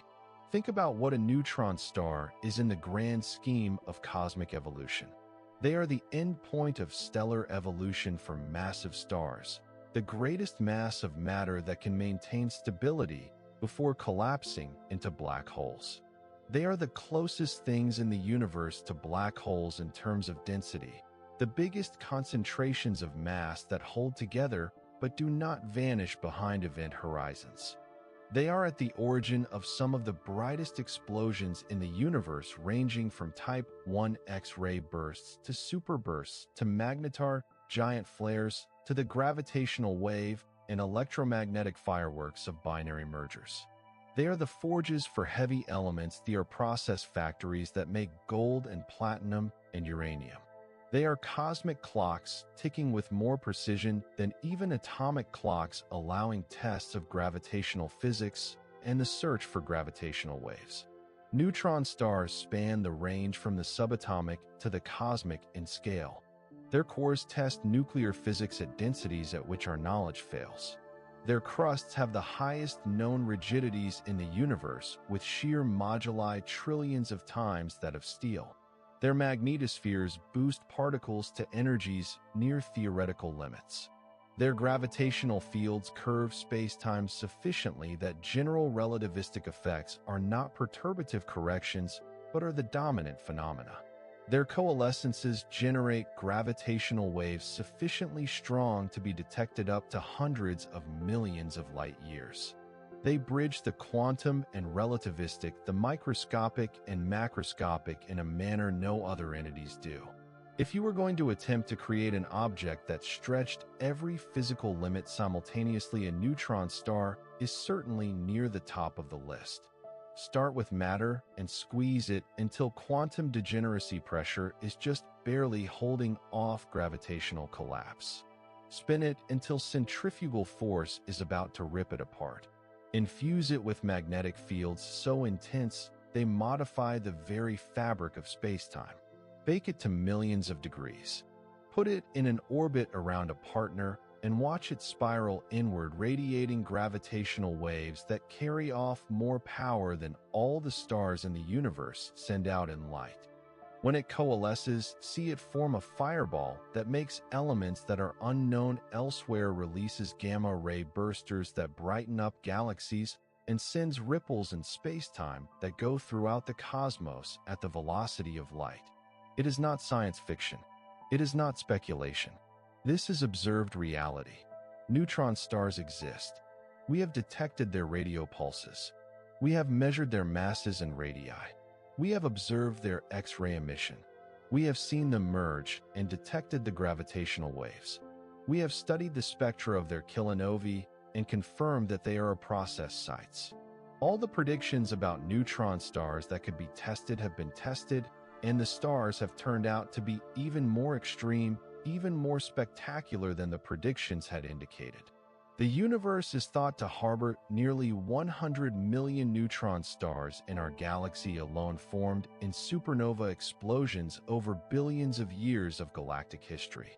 Each one is a ball of matter at the edge of density, a magnetic powerhouse, a gravitational laboratory.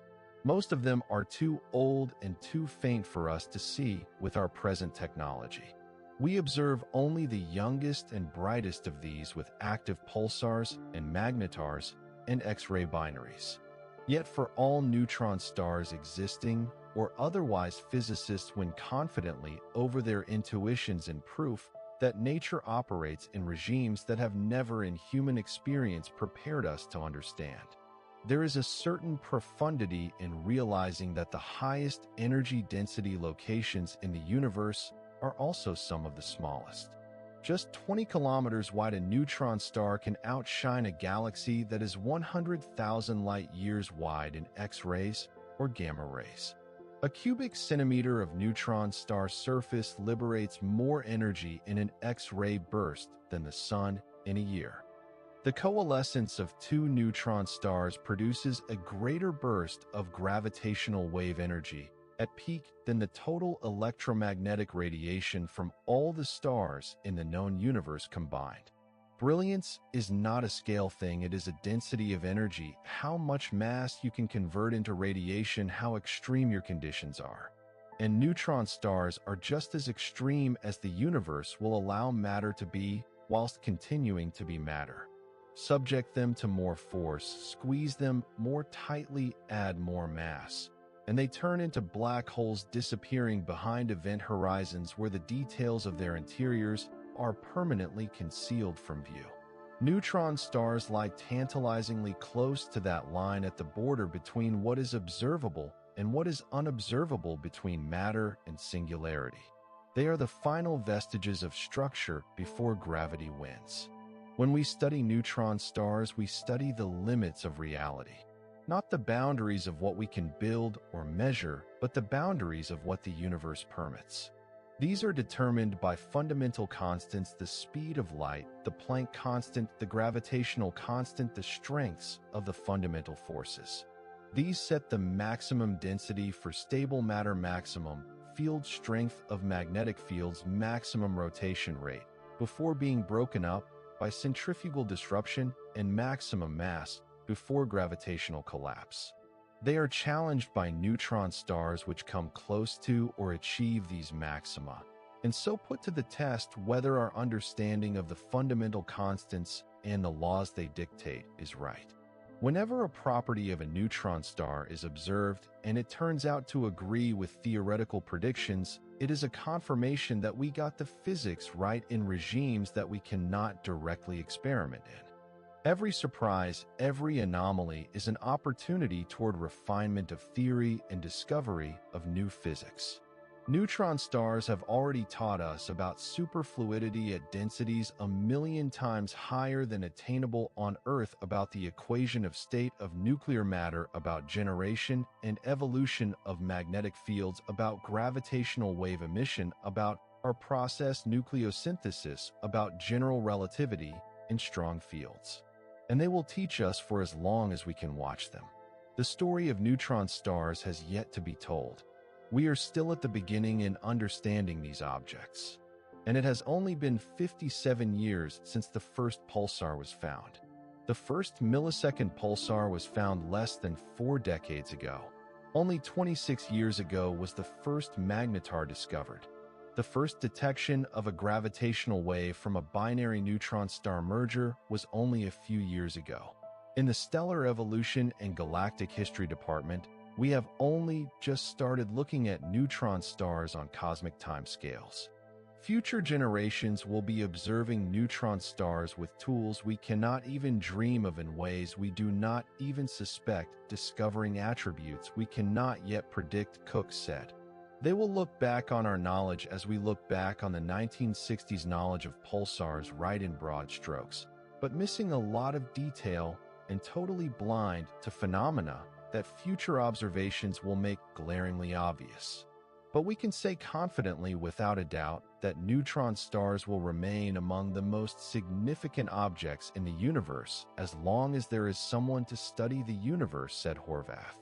They are physics laboratories, element factories, relativity tests, gravitational wave sources, cosmic clocks, stellar evolution endpoints, and the only way to study density and field strength regimes that are otherwise inaccessible.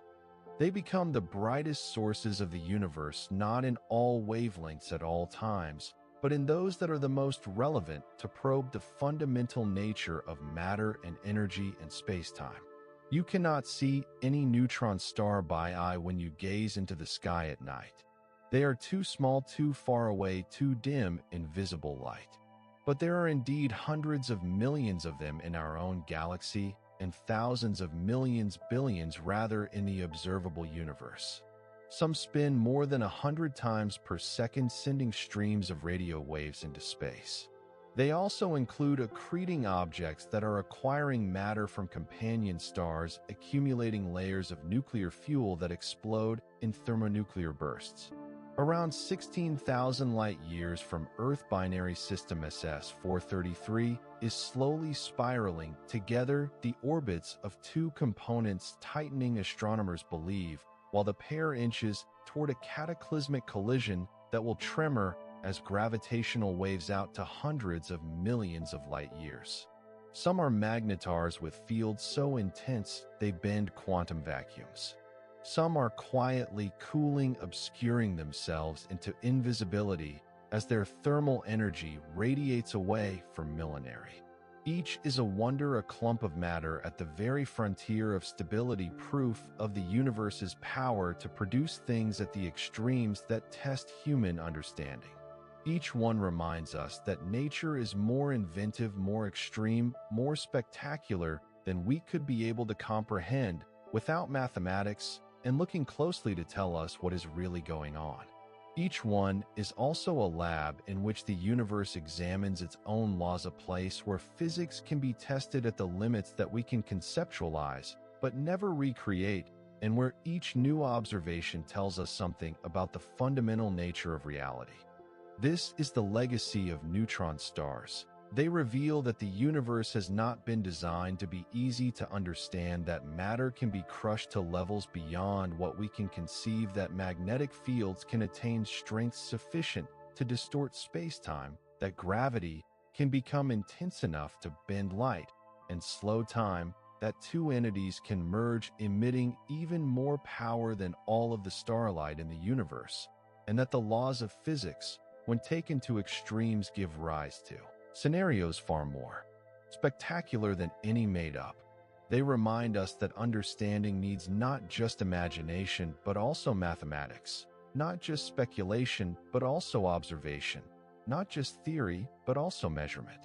They remind us that there are still surprises in store in this universe, that we do not know everything, that future observations will still throw us curveballs, and that the investigation of nature at its most extreme is an ongoing process, one that is both demanding and ultimately infinitely rewarding. The brightest spot in the universe is not a place you can go. That would kill you far before you got near. There is no such thing as a place you can see with your own eyes. It radiates mostly in wavelengths that your eyes cannot see. It is not even a place in the usual way. It is an event, transient, a burst, merger, a time when matter, energy, and space-time come together in a show releasing power that for a moment surpasses all else in the universe. But that place, that moment, that extreme emanates from neutron stars. From their mergers, their accretion, their magnetic instability, and just existing at densities that compress matter to its furthest extent. The brightest place in the universe is where neutron stars glow in X-ray, gamma ray, and gravitational wave light, at levels that galaxies cannot match, giving us insight into physics at scales where our equations stumble, our intuitions collapse, and our observations uncover nature at its most extreme, most spectacular.